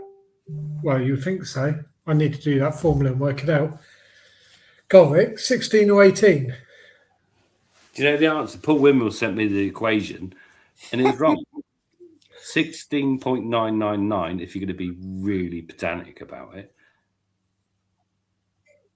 In reality, so if you've got a pump, right, if you've got a pump that turns your pond over once an hour, and ladies and gents, while he gets into this, I'm off for a week because this could take some time. If you've got a pump that turns your pond over once an hour for 24 hours, how many times you turn it over into your filter? 24. Right? And if it goes half the speed and it does it once every 2 hours, it goes through how many times? 12. So between the two is 1.5. It will go through your filter how many times? But over a 7-day period, it doesn't. I never said a 7-day period. Yeah, we did. It was a 7-day period. We did. We did not. It was because that's where your problem. That's where your problem was. What you were doing was counting the start of the cycle, the first one, and the last we one. weren't doing a 7-day period. A 24-hour period. Yeah. And I've got Paul's calculations, and it's 16 is up to 10:30 at night. So at midnight, that would be 17. Just saying. Maths is a nonsense. Reality is real. They can't even explain zero in maths. Did you know that? They can't what? Explain zero. They can't explain where you start zero. They just have to make someone up. They can't explain it. It's just one of them. So what's 8 times 0 then? If you've got 8 nothings, is nothing. But you've got 8 times 1 is 8. If you've got 8 or something, what you got? You literally are still on it. He's still doing it, isn't it? It still is 16, regardless. 16. It is not 16. 16.9.99999 reoccurring. And on that note, ladies and gents, I'm going to bring it to an end. But it's 16 point something. Daniel Adams says, I don't disagree with you, Bud, but it was a good talking point. It certainly was, mate. What was? That big fish. The big. Oh, was that? Dan loves his big fat ones. He loves growing big fish. Big fat ones. It sounds like a reefer. He's not a smoker. Leave that to other people. 2,400 miles. What? Hang about. Where did we go there with that one? That's how many times your pond turns over in a week.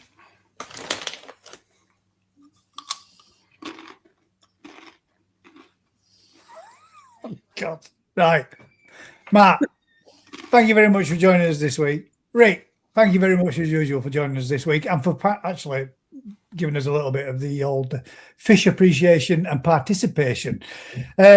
Guys, if any of you are or do want any of those fish, make sure you give Rick a ring. Light up his phone like crazy tomorrow. Matt's doing half price. Some of them may end up being 40 quid. Some of them may end up being 100 quid. Some of them might be grown on to they come to 250 quid. But get in touch, get your phone ringing. If any of you do want any pond liners, see this man down here as well. Don't forget to mention me. You get a little discount too. So, usual thing, guys. If you've been enjoying this kind of content, do us a huge favour. Like, share, subscribe, tell a friend. Massive thanks to all the new subscribers and to the people that have been watching the channel and joining us week in, week out. Till next week, guys. Keep smiling and we'll catch up next one. See you at the National. Good night, all. We got one more now. Single coloured videos for next week. Single coloured koi. Any Black and particular white. variety, single colour. That's what we want. Colour, so it's fine. But, yeah.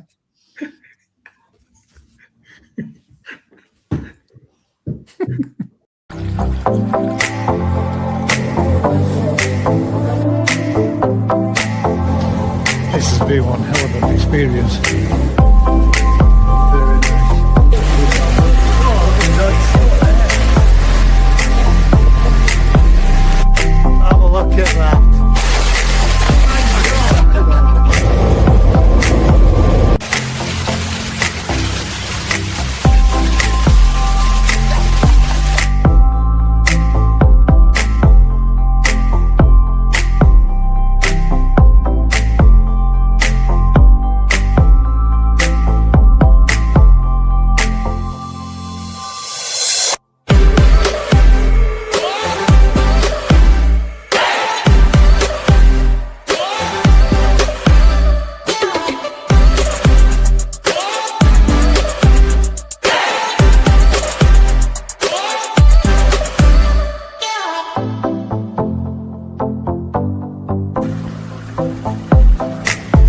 change in the garden. I made a little seated area there.